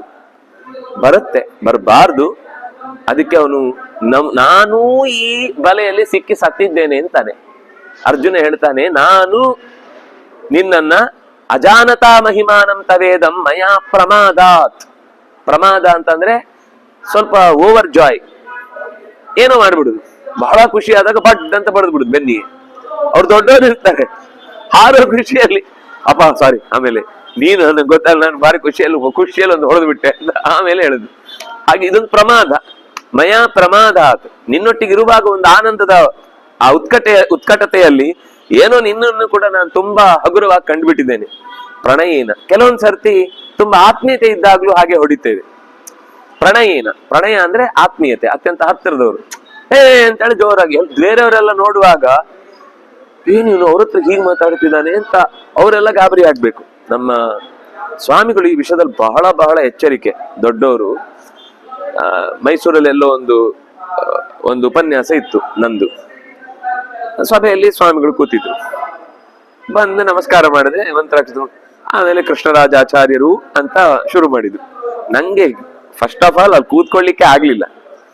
ಸ್ವಾಮಿ ಹಾಗೆಲ್ಲ ಹೇಳ್ಬೇಡಿ ಸ್ವಾಮಿ ಅಂದ್ರೆ, ಅವ್ರದ್ದು ಭಾಷಣ ಮುಗಿದ ಮೇಲೆ ಪಕ್ಕದಲ್ಲಿ ಮತ್ತೊಮ್ಮೆ ಹತ್ರ ಹೋಗಿ ಏನೋ ಕೇಳಿದ್ರು. ಹೇಳ್ತಾ ಇದ್ದೆ, ಸ್ವಾಮಿ ಬಹುವಚನ ಎಲ್ಲ ಹಾಕ್ಬಿಟ್ಟು, ನಿಮ್ಮ ಶಿಷ್ಯ, ನೀವು ಹುಟ್ಟಿ ಎಲ್ಲಾ ಕೆಲಸ ಮುಗಿಸಿದ್ಮೇಲೆ ನಾವು ಹುಟ್ಟಿದ್ದು, ನೀವು ನಮ್ ಬಹುವಚನ ಹಾಕೋದ್ ಸರಿ ಹೋಗಲ್ಲ, ಅದ್ಯಾಕೋ ನಮ್ಮನ್ನ ದೂರ ಇಟ್ಟ ಹಾಗಾಗುತ್ತೆ. ಅದಕ್ಕೆ ಅವ್ರು ತಕ್ಷಣ ಹೇಳಿದ ಮಾತೇನ್ ಗೊತ್ತಾ, ಅಂದ್ರೆ ಏಕಾಂತದಲ್ಲಿ ನಿನ್ನನ್ನು ಅಂತಿದ್ರು. ನಿನ್ನನ್ನು ಗುರುಸ್ಥಾನದಲ್ಲಿಟ್ಟು ನೋಡುವ ಬಹಳ ಮಂದಿ ಇದ್ದಾರೆ. ಅವರ ಕಣ್ಣಿನಲ್ಲಿ ನಿನ್ನನ್ನ ನಾನು ಗುರುವಾಗಿಯೇ ಉಳಿಸ್ಬೇಕು ನಾನು. ಅದರಿಂದ ಸಭೆಯಲ್ಲಿ ಇದು ಪ್ರಣಯದಿಂದಲೂ ಕೂಡ ಅವರು ದಾರಿ ತಪ್ಪಲಿಲ್ಲ ಅಂತ. ನಮ್ಮೇಲೆ ತುಂಬಾ ಪ್ರೀತಿ ಇದೆ, ಆದ್ರೆ ಆ ಪ್ರೀತಿಯನ್ನ ಸಭೆಯಲ್ಲಿ ಕೆಲವರು ಸ್ವಲ್ಪ ದೊಡ್ಡಸ್ತಿಗೆ ತೋರಿಸುದುಂಟು. ಇವ್ನು ನನ್ನ ಹತ್ರನೇ ಓದಿದ್ದು, ಅವನಿಗೇನೋ ದೊಡ್ಡ ಪ್ರಶಸ್ತಿ ಬಂದಿರುತ್ತೆ, ಇವನು ಇನ್ನೂ ಅಲ್ಲೇ ಇರ್ತಾನೆ, ಎಲ್ಲೂ ಹೋಗಿರೋನು, ಇವ್ನು ನನ್ನ ಹತ್ರನೇ ಓದಿದ್ದು ಅಂತ ಅಲ್ಲೇ ಅವರ ಪಾಪ ಇಷ್ಟು ಸಿಕ್ಕದು ಮಾಡಿ ಅವನು ಚಡ್ಡಿ ಹಾಕೋದಕ್ಕಿಂತ ಮುಂಚೆ ನಾನು ಅವನಿಗೆ ಪಾಠ ಮಾಡ್ತಿದ್ದೆ ಅಂತ ಶುರು ಮಾಡ್ತಾರೆ. ಅಂದ್ರೆ ಆತರ ಕೆಲವೊಂದ್ ಸರ್ತಿ ಕೆಲವರು ಮಾತಾಡುವಾಗ ತಮ್ಮ ದೊಡ್ಡಸ್ತಿಗೆ ತೋರಿಸ್ಲಿಕ್ಕೋಸ್ಕರ ಆ ವ್ಯಕ್ತಿಯನ್ನ ತರ ಕೀಳು ಮಾಡ್ತಾರೆ. ಆದ್ರೆ ಸ್ವಾಮಿಗಳು ನಾವು ಎಷ್ಟೇ ಚಿಕ್ಕವರಾಗಿದ್ರು, ನಾನಂತಲ್ಲ ನನ್ಗಿಂತ ಇನ್ನೂ ಚಿಕ್ಕವರು ಒಬ್ರು ಒಂದು ಆಚಾರ್ಯ ಸ್ಥಾನದಲ್ಲಿ ಇದ್ದಾರೆ ಎಂದಾಗ ಅವರನ್ನು ಬಹುವಚನದಲ್ಲಿ ಕರೆದು ಮಾತಾಡಿಸಿ ಸಭೆಯಲ್ಲಿ ಅವ್ರ ಬಗ್ಗೆ ನಾಲ್ಕು ಒಳ್ಳೆ ಮಾತು ಹೇಳಿ, ಅವ್ರು ಏನು ಹೇಳ್ಬೇಕಾಗಿರ್ಲಿಲ್ಲ ನಮ್ಮ ಬಗ್ಗೆ, ಅಗತ್ಯವೇ ಇಲ್ಲ. ಆದ್ರೆ ಅವರನ್ನ ಒಂದಿಷ್ಟು ಅನುಸರಿಸಿಕೊಂಡು ಹೋಗೋರು ಇದ್ದಾರೆ ಎಂದಾಗ ಅವರಲ್ಲಿ ಆ ಭಾವನೆಯನ್ನು ಇನ್ನು ಭದ್ರ ಮಾಡಬೇಕು ಅಂತ ಅನ್ನೋದು ನಮ್ಗದು ಪಾಠ. ನಾವು ಕೂಡ ಯಾರನ್ನೇ ಆಗ್ಲಿ ಸುತ್ತಲಿನ ಹೊರಗಿನ ಪ್ರಪಂಚದಲ್ಲಿ ಎಷ್ಟೇ ಹತ್ತಿರ ಆದ್ರೂ ಕೂಡ ಏಕವಂಚದ ತಕ್ಷಣದಲ್ಲಿ ಮಾತಾಡ್ಲಿಕ್ಕೆ ಹೋಗೋ ಅಭ್ಯಾಸ ಬರಬಾರ್ದದು, ಅದು ಒಳ್ಳೇದಲ್ಲ. ಇನ್ನೂ ತೀರ ಸಂಬಂಧಗಳು ಬೇರೆ, ಆತ್ಮೀಯತೆಯಿಂದ ಬಂದಾಗ ಬೇರೆ. ಆದ್ರೆ ಸಾಮಾನ್ಯವಾಗಿ ಆ ರೀತಿಯ ಒಂದು ಬಹುವಚನದ ವ್ಯಾಪ್ತಿಯಲ್ಲಿ ನಾವು ನಮ್ಗದು ವಿದ್ಯಾಪೀಠದ ಒಂದು ಅಭ್ಯಾಸ. ನಾವು ಚಿಕ್ಕ ಮಕ್ಕಳನ್ನು ಕೂಡ ಬಹುವಚನದಲ್ಲೇ ಫಸ್ಟ್ ಮಾತಾಡಿಸುದು. ಅದು ಪಾಠ ಕಲ್ತು ಇನ್ನೆಲ್ಲ ಆಗಿ ಓ ಅಂತ ಅಂದ್ಮೇಲೆ ಎಷ್ಟನೇ ಕ್ಲಾಸ್ ಓದ್ತಾ ಇದ್ದಿ ಅಂತ, ಇಲ್ಲ ಅಂದ್ರೆ ಇದ್ದೀರಿ ಅಂತಾನೆ ಬರುದು. ಅದು ಎಷ್ಟನೇ ಕ್ಲಾಸಲ್ಲಿ ಓದ್ತಾ ಇದ್ರಿ, ಅದು 3ನೇ ಕ್ಲಾಸ್ ಅನ್ನತ್ತೆ. ಕೃಷ್ಣನ ಹತ್ರ ಈ ವಿಷಯದಲ್ಲಿ ಸರೆಂಡರ್ ಆಗ್ತಾನೆ ಅರ್ಜುನ. ನಾನು ನಿನ್ನನ್ನ ಪ್ರಣಯದಿಂದ ಏಕವಚನದಲ್ಲೆಲ್ಲ ಹೇ ಕೃಷ್ಣ, ಹೇ ಯಾದವ, ಹೇ ಸಖ ಅಂತೆಲ್ಲ ತುಂಬಾ ಎಂಥ ಎತ್ತರದ ವ್ಯಕ್ತಿತ್ವ, ವಾಯು, ಯಮ, ಅಗ್ನಿ, ಈ ದೇವತೆಗಳು ಜಗತ್ತಿನಲ್ಲಿ ಮೂಲೆ ಮೂಲೆಗಳಲ್ಲಿ ಬೇಕಾದ್ದನ್ನ ಮಾಡೋರೆಲ್ಲ ನಿನಗೆ ಸರ್ವೆಂಟುಗಳು.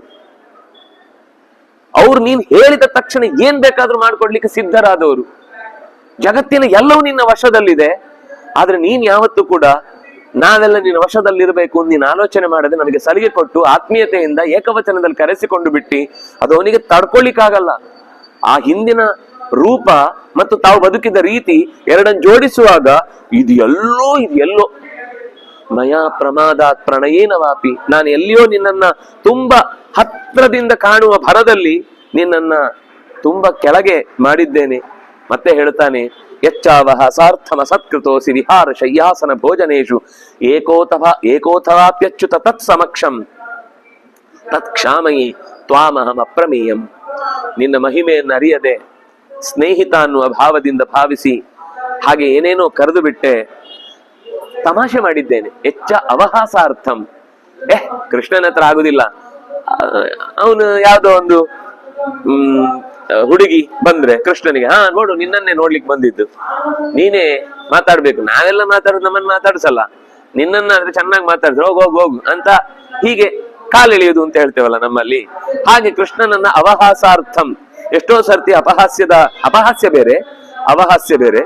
ಅಪಹಾಸ್ಯ ಅಂದ್ರೆ ಅದು ಬುದ್ಧಿಪೂರ್ವಕವಾಗಿ ಅವರನ್ನ ಡಿಗ್ರೇಡ್ ಮಾಡುವುದೇ ಉದ್ದೇಶ. ಇಲ್ಲಿ ಹಾಗಲ್ಲ, ಆ ಸಲುಗೆಯಿಂದ ತೆಗೆದುಕೊಂಡ ಹಾಸ್ಯ, ಅದು ಅವಹಾಸ್ಯ. ಅವಹಾಸಾರ್ಥಂ ಅಸತ್ಕೃತೋಸಿ.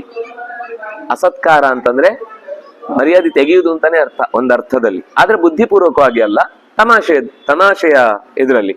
ಈ ಕೆಲವೊಮ್ಮೆ ಸಿಟ್ಟಿರುತ್ತೆ, ಡೈರೆಕ್ಟ್ ಆಗಿ ಹೇಳಲಿಕ್ಕೆ ಆಗುದಿಲ್ಲ. ಆವಾಗ ತಮಾಷೆ ಮಾಡ್ತಾ ಮಾಡ್ತಾ ಮಾಡ್ತಾ ಅವರ ಮರ್ಯಾದೆ ತೆಗೆಯುವುದಿರುತ್ತೆ. ಕೆಲವೊಮ್ಮೆ ಅವ್ರನ್ನ ಡೈರೆಕ್ಟ್ ಬೈಲಿಕ್ಕೆ ಆಗಲ್ಲ, ನಗ್ತಾ ಅವ್ರನ್ನ ತಮಾಷೆ ಮಾಡ್ಬಿಡುದು. ನೀವು ಮರದಿಂದ ಮರಕ್ಕಾರೋರು ಅಂದ್ರೆ ಅದು ಹೊಗಳಿದಾಗೂ ಇರ್ಬೇಕು, ಮಂಗ ಅಂತ ಬೈದಂಗೂ ಇರ್ಬೇಕು. ಅಂದ್ರೆ ಹಾಗೆ ಆ ಒಂದು ಅಸತ್ಕಾರ ಅಂತ ಏನಿದೆ ಅದು ನಾನು ಮಾಡಿದ್ದೇನೆ ಕೃಷ್ಣ. ಅವಹಾಸಾರ್ಥಂ ಅಸತ್ಕೃತೋಸಿ ವಿಹಾರ ಶಯ್ಯ ಆಸನ ಭೋಜನೇಶು.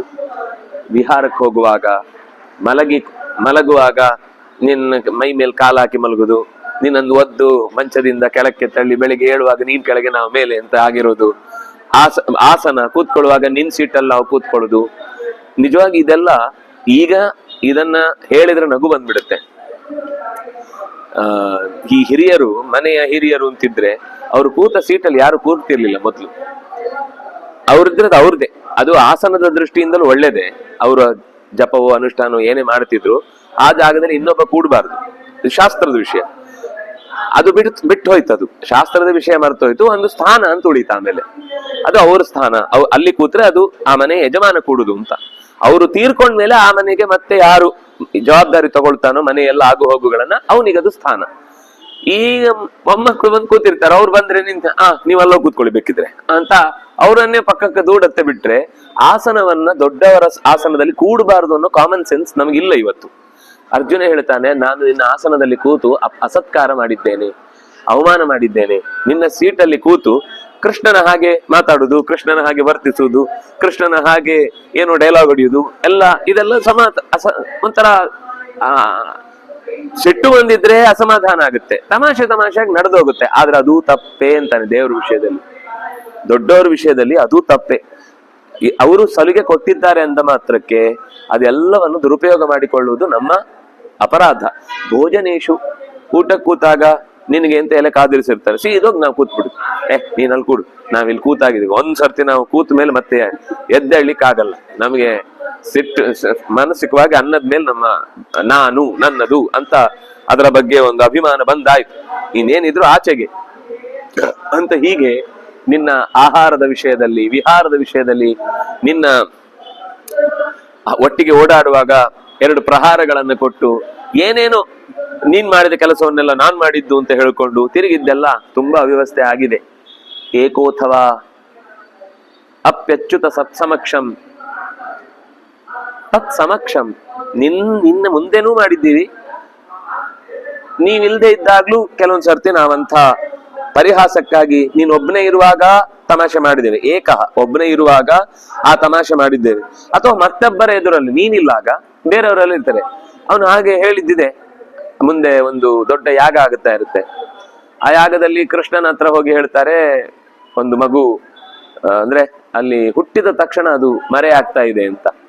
ಅವನು ಯಜ್ಞ ದೀಕ್ಷಿತನಾಗಿದ್ದೇನೆ, ನಾನೀಗ ಹೇಗೆ ಬರುದು ಅಂತ ಅವ್ನು ಸುಮ್ನೆ ಬರುದಿಲ್ಲ ಅಂತ ಹೇಳಿಲ್ಲ, ಈಗ ಹೇಗ್ ಬರುದು, ಈಗ ತಕ್ಷಣಕ್ಕೆ ಬಿಟ್ಟು ಬರ್ಬೇಕು ಅಂದ್ರೆ ಹೇಗೆ ಅಂತ. ಅವನು ಏನ್ ಅನ್ಕೊಂಡ, ಬಹುಶಃ ಕೃಷ್ಣನಿಗೆ ಆಗಲ್ಲ ಅನ್ಕೊಂಡು ಇನ್ನೊಂದ್ ಕಡೆ ಅರ್ಜುನ ಇದ್ದ, ಅವನನ್ನು ಹೋಗಿ ಕೇಳ್ದ. ಸ್ವಲ್ಪ ಜಾಗ್ರತೆ ಇರಬೇಕು ಅಂತ ಕೃಷ್ಣ ಹೇಳಿದ್ದ, ತುಂಬಾ ಯೋಚನೆ ಮಾಡ್ಬೇಕಾದ ಕೆಲಸ ಇದೆ ಇಲ್ಲಿ ಅಂತ. ಯಾಕಂದ್ರೆ ಅವನಿಗೆ ಗೊತ್ತದು ಏನು ಅಂತ. ಅರ್ಜುನನ ಮಾತು ನೋಡಿದ್ರೆ ನಮ್ಗೆ ಆಶ್ಚರ್ಯ ಆಗುತ್ತೆ. ಏನು ಇದೇ ಮಾತು ಹೇಳಿದ ನಂತರ ಹೇಳಿದ ಮಾತದು. ಹೆಚ್ಚಾವ ಹಾಸಾರ್ಥನ ಸತ್ಕೃತೋಸಿ ಅಂತ ಹೇಳಿದ ಮೇಲೆ ಮತ್ತೊಂದು ದಿವಸ ಆದ ಘಟನೆ ಅದು. ಈಗ ಅವನೇನು ಹೇಳ್ದ, ನೀನು ಒಬ್ಬನೇ ಇದ್ದಾಗ್ಲೋ ಎಲ್ಲರ ಸಮೂಹದಲ್ಲೋ ನೀನನ್ನು ತುಂಬಾ ಅವಮಾನ ಮಾಡಿದ್ದೇನೆ ಅಂತ ಹೇಳಿದ್ನಲ್ಲ, ಈ ಮಾತು ಹೇಳಿದ್ಮೇಲೆ ಮಾಡಿದ ಅವಮಾನ ಇದು. ಕೃಷ್ಣ ಎಲ್ಲ ಏನು, ಅವನನ್ನು ನಾನೇನ್ ಕೃಷ್ಣನ ಡೈರೆಕ್ಟ್ ಬರಲಿಲ್ಲ, ನಾನೇನ್ ಕೃಷ್ಣ ಅನ್ಕೊಂಡ್ಯಾ, ಆಗುದಿಲ್ಲ ಹೇಳಲಿಕ್ಕೆ, ನಾನೇನ್ ಪ್ರದ್ಯುಮ್ನ, ನಾನೇನ್ ಅನಿರುದ್ಧನ ಅಂತ. ಆಗ ಯಾರ್ಯಾರು ದೊಡ್ಡವರು ಬಲರಾಮ ಅವ್ರು ಇವ್ರು ಎಲ್ಲರ ಹೆಸರನ್ನು ಹೇಳ್ತಾನೆ ಪಾಪ ಋತ್ವಿಜ. ಅವರೇ ಆಗಲ್ಲ ಅಂತ ಹೇಳಿದ್ರು, ನಾನ್ ಕೃಷ್ಣ ಅಲ್ಲ ಹಾಗೆ ಹೀಗೆ ಅಂತ ಹೇಳ್ತಾನೆ. ಸರಿ ಎಲ್ಲ ಬೈದು, ನೀನ್ ನನ್ನ ಅವ್ರ ಲೆಕ್ಕದಲ್ಲಿ ತಗೊಂಡ್ರೆ ನಾನು ಬರಲ್ಲ ಅಂತಾನೆ. ನನ್ನನ್ನು ಅವ್ರಿಗಿಂತ ಆಚೆಗಿಟ್ಟು ಮೇಲೆ ಇಟ್ಟು ಮಾತಾಡಿದ್ರೆ ನಾನು ಬರ್ತೇನೆ. ಆಯ್ತು, ಕೊನೆಗೆ ಇವನು ಹೇಳ್ತಾನೆ, ಅಲ್ಲ ಅವರೇ ಆಗುದಿಲ್ಲ ಹೇಳಿದ್ಮೇಲೆ ಹೇಗೆ ಅಂತೆಲ್ಲ ಹೇಳ್ತಾನೆ. ನಿನಗೇನು ಕೆಲಸ ಆದ್ರೆ ಸರಿಯಲ್ಲ, ನನ್ನ ಇಡೀ ಶಸ್ತ್ರಾಸ್ತ್ರಗಳನ್ನೆಲ್ಲ ಒತ್ತೆ ಇಟ್ಟಾದ್ರೂ ನಿನಗೆ ನಿನ್ನ ಮಗುವನ್ನು ಉಳಿಸಿಕೊಡ್ತೇನೆ, ಹೋಗೋಣ ಅಂತ ಹೇಳಿ ಆ ವ್ಯವಸ್ಥೆ ಆಗುತ್ತೆ. ಕೊನೆಗೆ ಬಂದು ಸಾಯ್ಲಿ ಕೊಟ್ರೆ ಕೃಷ್ಣ ಬಂದು ರಕ್ಷಿಸ್ತಾನೆ, ಬೇರೆ ಪ್ರಶ್ನೆ. ಅಲ್ಲಿ ಅರ್ಜುನ ಮಾತಾಡುವುದು, ಅವನು ಕೃಷ್ಣ ಇಲ್ಲದೆ ಇದ್ದಾಗ, ಕೃಷ್ಣನನ್ನು ಏನು ತಿಳ್ಕೊಂಡಿದ್ದೀರಿ ನೀವು, ನಾನೇನು ಕೃಷ್ಣ ಅಲ್ಲ ಅಂತ ತುಂಬಾ ಅಹಂಕಾರನ ಮಾತಾಡ್ತಾನೆ. ಅದು ಕೊನೆಗೆ ಪರಿಹಾರ ಆಗುತ್ತೆ. ತಪ್ಪುಗಳು ಮತ್ತೆ ಮತ್ತೆ ಆಗ್ತಾ ಇರುತ್ತೆ, ಆದ್ರೆ ಆ ತಪ್ಪಲ್ಲಿ ಬಿದ್ದ ಮೇಲೆ ಅದನ್ನು ಸಮರ್ಥಿಸಿಕೊಳ್ಳುವ ದಡ್ಡತನ ಇರಬಾರ್ದು ಅಷ್ಟೇ. ಆಮೇಲೆ ಬಂದವನು ಶರಣಾಗ್ತಾನೆ, ಕೃಷ್ಣ ನಾನು ನಿನ್ನನ್ನು ವಿರೋಧಿಸಿ ಮಾತಾಡಿದಕ್ಕೆ ತಕ್ಕ ಶಾಸ್ತಿ ಆಗಿದೆ, ಚಿತೆ ಮಾಡಿ ನಾವು ಜೈ ಶ್ರೀ ಕೃಷ್ಣಾರ್ಪಣಮಸ್ತು ಅಂತ ಹಾರ್ಲಿಕ್ಕೆ ರೆಡಿ ಆಗಿದ್ದೇನೆ ಅಂತ ಹೇಳ್ತಾನೆ. ಬೇಡಪ್ಪ ಸ್ವಲ್ಪ ತಾಳು, ಬರ್ತೇನೆ ಅಂತ ಹೇಳಿ ಯಜ್ಞವನ್ನ ಅರ್ಧದಲ್ಲಿ ಬಿಟ್ಟು ಅರ್ಜುನನಿಗೋಸ್ಕರ ಅರ್ಧದಲ್ಲಿ ಬಿಟ್ಟು ಬರ್ತಾನೆ. ನಂಗೆ ಈ ಕಥೆ ನೆನಪಾಗುವಾಗಲೆಲ್ಲ ನಮ್ಮ ಗುರುಗಳದ್ ನೆನಪಾಗುದು. ಸುಮಾರು ಒಂದು 40 ವರ್ಷದ ಹಿಂದೆ ಅಂತ ಇಟ್ಕೊಂಡು, 40 ಅಥವಾ 60 ವರ್ಷದ ಹಿಂದೆ ವಿದ್ಯಾಮಾನ್ಯರು ಇಲ್ಲಿ ಚಾತುರ್ಮಾಸ್ಯ ಕೂತಿದ್ರು. ಪೇಜಾರ ಸ್ವಾಮಿಗಳು ಉಡುಪಿಯಲ್ಲಿ ಕೂತಿದ್ರು ಚಾತುರ್ಮಾಸ್ಯಕ್ಕೆ. ಇದ್ದಕ್ಕಿದ್ದಾಗೆ ಒಂದು ದಿವಸ ರಾತ್ರಿ ಉಡುಪಿಗೆ ಹೋಗೋಣ ಅಂತ, ಚಾತುರ್ಮಾಸ್ಯದ ಮಧ್ಯದಲ್ಲಿ ಮರು ದಿವಸ ಕೃಷ್ಣಾಷ್ಟಮಿ ಇಲ್ಲಿ ತುಂಬಾ ಚೆನ್ನಾಗಿ ಮಾಡ್ತಿದ್ರು. ಎಲ್ಲ ಹುಡುಗರನ್ನು ಕರ್ಕೊಂಡು ಸೀದಾ ಹೋಗುದು ಅಂತ ರಾತ್ರಿ ಹೊಟ್ಟೆ ಬಿಟ್ಟಿದ್ದಾರೆ. ಯಾರೋ ಮರು ದಿವಸದ್ದು ಭಿಕ್ಷೆ, ಉಪನ್ಯಾಸ, ಅದು ಇದು ಎಲ್ಲ ಬಿಟ್ಟು ಹೊರಟೋಗಿದ್ದಾರೆ. ಸೀದಾ ಉಡುಪಿಗೆ ಹೋಗಿದ್ದಾರೆ. ಬೆಳಿಗ್ಗೆ 3 ಗಂಟೆ ಅಷ್ಟೊತ್ತಿಗೆ 4 ಗಂಟೆ ಅಷ್ಟೊತ್ತಿಗೆ ಹೋಗ್ಬಿಟ್ಟಿದೆ. ಸ್ವಾಮಿಗಳ ರೂಮ್ ಬಾಗಿಲು ಹಾಕಿತ್ತು ಉಡುಪಿ ಪೇಜಾವರ ಮಠದಲ್ಲಿ. ಯಾರೋ ಕೊನೆಗೆ ಬಡ್ದು ವಿದ್ಯಾಮಾನ್ಯರು ಬಂದಿದ್ದಾರೆ. ಅವ್ರು ನೋಡಿ ಶಾಕ್. ಅವರಿಗೆ 3 ದಿವಸ ನಿದ್ದೆ ಇಲ್ಲ, ಒಂಥರ ಕಿರಿಕಿರಿ. ನಿದ್ದೆ ಸಪ್ಪಿದ್ರೆ ಉಂಟಲ್ಲ ಮನುಷ್ಯನಿಗೆ, ಅದು ಒಂಥರ ಹುಚ್ಚಿಡ್ದಾಗೆ. ಅವ್ರಿಗೆ ಯಾವ್ದ್ರಲ್ಲೂ ಇಂಟ್ರೆಸ್ಟ್ ಇಲ್ಲ, ಏನು ಮಾತಾಡ್ಲಿಕ್ಕೆ ಆಗಲ್ಲ, ಯಾರನ್ನ ಕಂಡ್ರು ಒಂಥರ ಸಮಾಧಾನ ಇಲ್ಲ, ಕಿರಿಕಿರಿ. ಇವ್ರಿಗೆ ಇಲ್ಲಿಂದ ಒಂದು ಅನ್ಸಿದೆ, ಏನೋ ಸಮಸ್ಯೆ ಆಗಿದೆ ಅಂತ ಅಷ್ಟೇ. ಆಮೇಲೆ ಅವರು ಡಾಕ್ಟರ್ ಹತ್ರ ಎಂತದ್ದು ಹೋಗಿಲ್ಲ, ಉದ್ದ ನಮಸ್ಕಾರ ಮಾಡಿದ್ರು. ಸ್ವಾಮಿಗಳು ಅಂದ್ರೆ ವಿದ್ಯಾಮಾನರು ಎತ್ತಿ ಗಟ್ಟಿ ಅಪ್ಕೊಂಬಿಟ್ರು. ನೀರಷ್ಟೇ, ಮಾತು ಗೀತೆ ಎಂತದೂ ಇಲ್ಲ, ಕಣ್ಣಲ್ಲಿ ನೀರು. ಇದು ನಮಗೆ ಮುಂದೆ ಅವ್ರ ಹತ್ರ ನಾವು ಸಂಚಾರದಲ್ಲಿದ್ದಾಗ್ಲೂ ಗುರುಗಳ ಬಗ್ಗೆ ಹೇಳಿ ಅಂದ್ರೆ ಅವ್ರು ಬರೀ ಕಣ್ಣಲ್ಲಿ ನೀರು ತುಂಬ್ಕೊಂಡ್ಬಿಡ್ತಿತ್ತು, ಅಷ್ಟೇನು ಹೇಳ್ತಿರ್ಲಿಲ್ಲ. ಆ ಪ್ರೀತಿಗೆ ನಿಮ್ಗೊಂದು ಶಬ್ದವೇ ಕೊಡ್ಲಿಕ್ಕೆ ಆಗಲ್ಲ, ಅಷ್ಟು ಹಚ್ಚಿಕೊಂಡಿದ್ರು, ಅಷ್ಟು ಪ್ರೀತಿ ತೋರಿಸ್ತಾ ಇದ್ರು. ವಿದ್ಯಾಮಾನ್ಯರು ಚಾತುರ್ಮಾಸ್ಯ ವ್ರತ ಬಿಟ್ಟು ಹೋಗುದು ಅಂದ್ರೆ ಎಷ್ಟು ಪ್ರೀತಿ ಇರ್ಬೇಕು ಯೋಚನೆ. ಚಾತುರ್ಮಾಸ್ಯದಲ್ಲಿ ಎಲ್ಲೂ ಒಂದು ಜಾಗದಿಂದ ಇನ್ನೊಂದು ಜಾಗಕ್ಕೆ ಹೋಗ್ಲಿಕ್ಕಿಲ್ಲ. ಉಲ್ಲಂಘನೆ ಆಯ್ತು ಅಂತಂದ್ರೆ ಅದು ವ್ರತ ಭಂಗ ಆಯ್ತು ಅಂತ. ನಂಗೆ ವ್ರತ ಭಂಗ ಆದ್ರೂ ತೊಂದ್ರೆ ಇಲ್ಲ ನನಗೆ, ಅಂದ್ರೆ ಅವ್ರಿಗೆ ಅಷ್ಟು ತೊಂದರೆ ಆಗಿತ್ತು. ಅದು ಇನ್ನೂ ಸ್ವಲ್ಪ ದಿವಸ ಆಗಿದ್ರೆ ಏನಾಗ್ತಿತ್ತೋ ಗೊತ್ತಿಲ್ಲ. ಬೇಜಾರು ಶ್ರೀಗಳಿಗೆ ಅನಾರೋಗ್ಯ,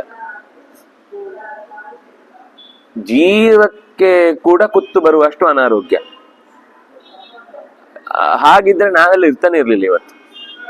ಅವತ್ತು ಅವ್ರು ಉಲ್ಲಂಘನೆ ಮಾಡಿದ್ರಿಂದ ಇವತ್ತು ನಾನು ಆ ಉಲ್ಲಂಘನೆ ಮಾಡಿದ ಕತೆ ಹೇಳಲಿಕ್ಕಿದ್ದೇನೆ ಇಲ್ಲಿ. ನಾನು ಎಲ್ಲೋ ಇರ್ತಿದ್ದೆ, ಏನೋ ಮಾಡ್ಕೊಂಡಿರ್ತಿದ್ದೆ. ಎಲ್ಲರ ಹಾಗೆ ನಾನು ಕೂಡ ಯಾವುದೋ ಒಂದು ನೌಕರಿ ಕೆಳಗಡೆ ಕೂತ್ಕೊಂಡು ಯಾರದೋ ಕೈ ಕೆಳಗೆ ಕೆಲಸ ಮಾಡ್ಕೊಂಡು ಬದುಕ್ತಾ ಇದ್ದೆ. ಹೊಟ್ಟೆ ಪಾಡಿಗೆ ಏನೋ ಮಾಡ್ಕೊಳ್ತಿದ್ವಿ.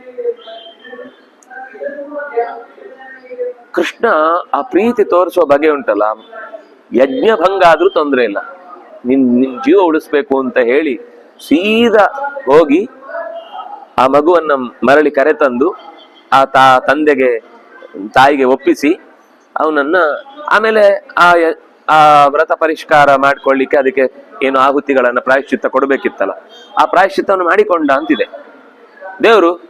ನಾನೇನ್ ಮಾಡುದು ನಡೆಯುತ್ತೆ, ನಾನು ಯಾಕೆ ಪ್ರಾಯಶ್ಚಿತ್ತ ಮಾಡ್ಬೇಕು, ನನಗೆ ಆಹುತಿ ಕೊಡುದು, ನಾನು ಯಾಕೆ ನಿಯಮವನ್ನ ನೋಡಿ. ನಿಯಮ ಭಂಗ ಮಾಡಿದ್ರೆ ಕೇಳೋರಿಲ್ಲ ಅವನನ್ನ. ಆದ್ರೂ ಲೋಕದ ವ್ಯವಹಾರದಲ್ಲಿ ಒಂದು ಯಜ್ಞ ಭಂಗ ಆದ್ರೆ ಅದಕ್ಕೆ ಪ್ರಾಯಶ್ಚಿತ್ತ ಮಾಡ್ಕೊಳ್ಬೇಕು ಅಂತ ಇದೆಯಲ್ಲ, ಅದನ್ನ ಮಾಡ್ಕೊಳ್ಬೇಕು ಅಂತ ಅವನು ನಿಯಮ ಪಾಲಿಸಿದ. ಅವನನ್ನ ಯಾರು ನಿಯಮ ಮಾಡುವವರಿಲ್ಲ, ಆದ್ರೆ ಅವನೇ ಆ ನಿಯಮಕ್ಕೆ ಬೆಲೆ ಬರ್ಬೇಕಲ್ಲ, ಲೋಕದ ವ್ಯವಸ್ಥೆಗೊಂದು ಅರ್ಥ ಬರ್ಬೇಕಲ್ಲ, ಅದಕ್ಕೋಸ್ಕರ ಅವನು ಹಾಗೆ ನಿಂತ. ಹಾಗೆ ಕೃಷ್ಣನನ್ನ ಎಷ್ಟು ಬಾರಿ ಎಷ್ಟು ಸರ್ತಿ ಅರ್ಜುನ ದಾಟಿ ಹೋದ್ರು ಕೂಡ ಮಗು ಅಮ್ಮನಿಗೆ ತುಂಬಾ ಸರ್ತಿ ಏನೇನೋ ಉಪದ್ರ ಕೊಡ್ತಾ ಇರುತ್ತೆ.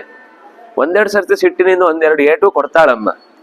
ಆದ್ರೂ ಮತ್ತೆ ಅದು ತಂಟೆ ಮಾಡುವಾಗ ಅಮ್ಮನಿಗೆ ಖುಷಿನೇ. ಅದು ಮತ್ತೆ ಅದನ್ನ ಅಪ್ಪಿಕೊಂಡೇ ಮುದ್ದು ಮಾಡ್ತಾಳೆ ಹೊರತು ಅದ್ ನನ್ ಮಗು ಅಲ್ಲ ಅಂತ ಆ ಮಗುವಿನ ಮೇಲೆ ತಿರಸ್ಕಾರ ತಾಳಲ್ಲ. ದೇವರಿಗೆ ನಾವೆಲ್ಲ ಮಕ್ಕಳಿದ್ದ ಹಾಗೆ. ಅದರಿಂದಾಗಿ ಅವನಲ್ಲಿ ನಾವು ತೋರುವ ಪ್ರೀತಿ ಪ್ರಾಮಾಣಿಕ ಆಗಿದ್ರೆ ಅವನು ನಮ್ಮ ಎಲ್ಲಾ ಅಸಖ್ಯಗಳನ್ನೂ ಪರಿಹರಿಸಿ ನಮಗೆ ಮತ್ತೆ ದಾರಿಯನ್ನ ತೋರುವ ಗುರುವಾಗಿ ಸಿಗ್ತಾನೆ. ಹಾಗೆ ಅರ್ಜುನ ಈ ದುಃಖದಲ್ಲಿ ತಕ್ಷಾಮಯೇ ತ್ವಾಮಹಂ ಅಪ್ರಮೇಯಂ, ನೀನ್ ನನ್ನನ್ನು ಕ್ಷಮಿಸ್ತೀ ಅಂತ ಭಾವಿಸ್ತೇನೆ. ತುಂಬಾ ರೀತಿಯ ಎಡವಟ್ಟುಗಳನ್ನ ನಿನ್ನೊಟ್ಟಿಗೆ ಬದುಕುವಾಗ ನಾನು ಮಾಡಿಕೊಂಡಿದ್ದೇನೆ. ನೀನು ಒಬ್ಬ ಇದ್ದಾಗ ಅಥವಾ ಜನ ಸಮೂಹದಲ್ಲಿ ಅಥವಾ ನೀನು ಇಲ್ಲದೆ ಇದ್ದಾಗ ಎಲ್ಲೆಲ್ಲಿಯೋ ಅಸತ್ಕಾರಗಳನ್ನು ಮಾಡಿದ್ದೇನೆ ನಾನು. ಅದರಿಂದಾಗ ಅದೆಲ್ಲವನ್ನು ಕೂಡ ನಿನ್ನ ಎದುರುಗಡೆ ಒಪ್ಪಿಸಿಕೊಳ್ತಾ ಇದ್ದೇನೆ. ಹೇ ಅಚ್ಯುತ, ಚ್ಯುತಿ ಇಲ್ಲದವನೇ, ನಿನ್ನಲ್ಲಿ ಯಾವ ಚ್ಯುತಿ ಇಲ್ಲ. ಆದ್ರೆ ನಾವೆಲ್ಲರೂ ಚ್ಯುತರೆ, ನಾವು ಪ್ರತಿ ಹೆಜ್ಜೆ ಹೆಜ್ಜೆಗೂ ದಾರಿ ತಪ್ತಾ ಇರ್ತೇವೆ. ನೀನು ಮಾತ್ರ ಅದನ್ನ ಸಹಿಸಿಕೊಂಡು ನಮ್ಮನ್ನು ಅನುಗ್ರಹಿಸಿ ಉದ್ಧರಿಸಿದ್ದಿ. ಅದಕ್ಕೆ ನಾನು ಕ್ಷಮೆ ಕೇಳ್ತೇನೆ, ನನ್ನ ಬೇಡಿಕೊಳ್ತೇನೆ. ನಾನೇನೇನು ಅಪ್ರಬುದ್ಧವಾಗಿ ಅಸತ್ಕಾರಗಳನ್ನು ಮಾಡಿದ್ದೇನೆ, ಅಪರಾಧಗಳನ್ನು ನಡೆಸಿದ್ದೇನೆ, ಅದನ್ನ ಕ್ಷಮಿಸಿ ಬಿಡು ಅಂತ ದೇವರ ಹತ್ರ ಕೇಳಿಕೊಳ್ತಾನೆ. ಶಯ್ಯಾಸನಾಟನ ವಿಕಥನ ಭೋಜನಾದಿ, ಇದು ಭಾಗವತದಲ್ಲಿ ಬಂದ ಮಾತು. ಭೋಜನಾದಿಷು ಏಕಾದ್ಯಯಸ್ವ ಯತ ಋತವಾನ್ ಇತಿ ವಿಪ್ರಲಬ್ಧ ಸಖ್ಯು ಸಖೇವ ಪಿತೃವತ್ ತನಯಸ್ಯ ಸರ್ವಂ ಸೇಹೇ ಮಹಾನ್ ಮಹಿತಯ ಕುಮತೇರಘಂ ಮೇ ಕುಮತೇಹೇ ಅಘಂ. ಅಘ ಅಂದ್ರೆ ಪಾಪ, ಕೆಟ್ಟ ಬುದ್ಧಿಯ ನನ್ನ ದುಷ್ಕೃತ್ಯಗಳನ್ನೆಲ್ಲ ಸೇಹೆ ನೀನು ಸಹಿಸಿಕೊಂಡೆ. ನೀನ್ ದೊಡ್ಡವನು. ಯಾರು ಹೆಚ್ಚು ಸಹಿಸಿಕೊಳ್ತಾನೋ ಅವನು ಹೆಚ್ಚು ದೊಡ್ಡವನಾಗ್ತಾನೆ. ಅಂದ್ರೆ ಅದು ಸಹಿಸಿಕೊಳ್ಳೋದು ಅಂದ್ರೆ ಅದರಿಂದ ಏನೋ ಲಾಭ ಇರಬೇಕು. ಸಹಿಸಿಕೊಂಡದ್ರಿಂದ ಇನ್ನಷ್ಟು ಏನಾದ್ರೂ ಬೆಳವಣಿಗೆ ಇರಬೇಕು. ಬೆಳವಣಿಗೆ ಇಲ್ಲದೆ ಸಹಿಸಿಕೊಂಡ್ರೆ ಉಪಯೋಗ ಇಲ್ಲ. ಅದು ಸುಮ್ಮನೆ ಒಂದು ಕೈಲಾಗದ್ದನ್ನ ಸಹಿಸಿಕೊಂಡೆ ಅಂತ ಹೇಳದಾಗಿರುತ್ತೆ. ಆದ್ರೆ ಕೆಲವೊಂದ್ ಸರ್ತಿ ಒಂದು ಸಹನೆ ಅಂತ ಅನ್ನೋದ್ರಿಂದಲೇನೆ ಲೋಕದಲ್ಲಿ ಒಂದು ದೊಡ್ಡ ಬದಲಾವಣೆ ಉಂಟಾಗುತ್ತೆ. ಆ ಬದಲಾವಣೆಯನ್ನ ನನ್ನಲ್ಲಿ ಇವತ್ತು ಈಗ ನೋಡಿ, ಕೃಷ್ಣ ಈಗ ಒಂದು ಜೋರ್ ಮಾಡಿ ನನಗೆ ನೀನು ಅವತ್ತು ಮರ್ಯಾದೆ ಕೊಡ್ಲಿಲ್ಲ ಅಂತ ಹೇಳಿ ಈಗ ಕ್ಷಮಾಪಣೆ ಕೇಳ್ತಾ ಇಲ್ಲ. ದೇವರ ಗುಣಗಳ ಸಹಜವಾದ ಎತ್ತರ ಅರ್ಥ ಆದಾಗ ಅವನೇ ಹಿಂದೆ ಮಾಡಿದ ಎಲ್ಲಾ ತಪ್ಪುಗಳನ್ನು ಈಗ ಕ್ಷಮಿಸು ಅಂತ ಕೇಳ್ತಾ ಇದ್ದಾನೆ. ಇದು ಅವತ್ತು ಸಹಿಸಿಕೊಂಡದ್ದರ ಪರಿಣಾಮ. ಬದಲಾಗುವುದಕ್ಕೋಸ್ಕರ ತಾನೇ ಕ್ಷಮೆ. ಶಿಕ್ಷಣ ಏನು? ಅವನನ್ನು ಒಳಗಿನಿಂದ ಪಕ್ವಗೊಳಿಸ್ಬೇಕು.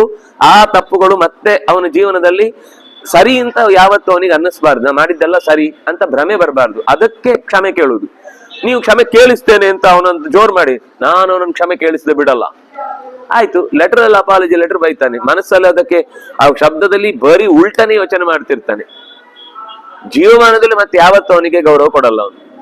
ನೀನಲ್ದೆ ಅಂದ್ರೆ ನಿನ್ನ ಅಪ್ಪನ್ನ ಇನ್ನೂ ದೊಡ್ಡ ಕಂಪನಿಯಲ್ಲಿ ನಾನು ಓನರ್ ಆಗಿ ಬರ್ತೇನೆ ಅಂತ ಮುಖಕ್ಕೆ ಎಸ್ತು ಹೋಗ್ತಾನೆ. ಯಾವತ್ತಾದ್ರೂ ಆ ವಾಪಸ್ಸು ಆ ಹಾರ್ದವನ್ನ ಸಂಪಾದನೆ ಮಾಡ್ಲಿಕ್ಕೆ ಸಾಧ್ಯ ಇದೆಯಾ? ನಾವು ಕ್ಷಮೆಯನ್ನ ಕೇಳಿ ಪಡ್ಕೊಳ್ಳೋದಲ್ಲ, ನನ್ನ ಹತ್ರ ಅವ್ನು ಕ್ಷಮೆ ಕೇಳಬೇಕು ಅಂತ ಕೇಳಿ ಪಡ್ಕೊಳ್ಳೋದಲ್ಲ, ಅವರಿಗೇನೆ ನಾವು ಮಾಡಿ ತಪ್ಪು ಅಂತ ಅನ್ನಿಸುವ ಹಾಗೆ ನಮ್ಮ ವರ್ತನೆ ಇರಬೇಕು. ಅದು ಸಹನೆಗೆ ಒಂದಕ್ಕೆ ಸಾಧ್ಯ ಆಗೋ ಶಕ್ತಿ.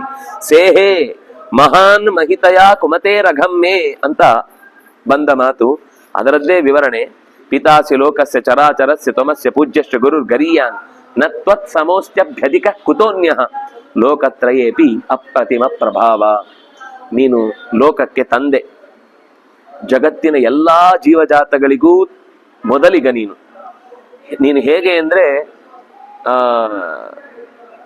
ತ್ವಂ ಅಸ್ಯ ಪೂಜ್ಯ ಅಸ್ಯ ಜಗತಃ ಪೂಜ್ಯ ಅಸ್ಯ ಜಗತಃ ಪಿತಾ ಅಸ್ಯ ಜಗತಃ ಗುರು ಅಸ್ಯ ಜಗತಃ ಗರೀಯಾನ್. ಯಾರು ಬಗ್ಗಿ ಬಂದವರಿದ್ದಾರೋ ಅವರಿಗೆ ನೀನು ತಂದೆಯಾಗ್ತಿ, ಗುರು ಆಗ್ತಿ, ಅತ್ಯಂತ ಶ್ರೇಷ್ಠವಾಗಿ ಅರ್ಚನೆಗೆ ಯೋಗ್ಯವಾದ ಪೂಜ್ಯನಾಗ್ತಿ, ಅವನನ್ನ ಮೀರಿ ನಿಲ್ತಿ. ಗರೀಯಾನ್, ಗರಿಯ ಅಂದ್ರೆ ಎತ್ತರದವನು ಅಂತ ಅರ್ಥ. ನಿನಗೆ ಸಮವೇ ಇಲ್ಲ. ನಮ್ಮಲ್ಲಿ ಮಾತು ಲೋಕ ನಿಂಗೆ ಸಮನೇ ಇಲ್ಲ ಅಂತ. ಇದು ಹಾಗಲ್ಲ. ನತ್ವತ್ ಸಮಃ ಅಸ್ತಿ, ನಿನಗೆ ಸಮನಾದವ ಮತ್ತೊಬ್ಬ ಇಲ್ಲ. ನಿನಗೆ ಸಮ ಇಲ್ಲ ಅಂದ್ರೆ ನಮ್ಮಲ್ಲಿ ಬೇರೆ ಅರ್ಥ. ಅವನಿಗೆ ಸ್ವಲ್ಪ ಹುಚ್ಚಿಡಿದಿದೆ, ಅವನಿಗೆ ಸಮ ಇಲ್ಲ ಅಂತ ಅಂದ್ರೆ ಮಾ ಇಲ್ಲ, ಮಾದಿಂದ ಸ ಅಲ್ಲ, ಮಯಾ ಸಹಿತಹನ ಅತಃ ಅಸಮಃ.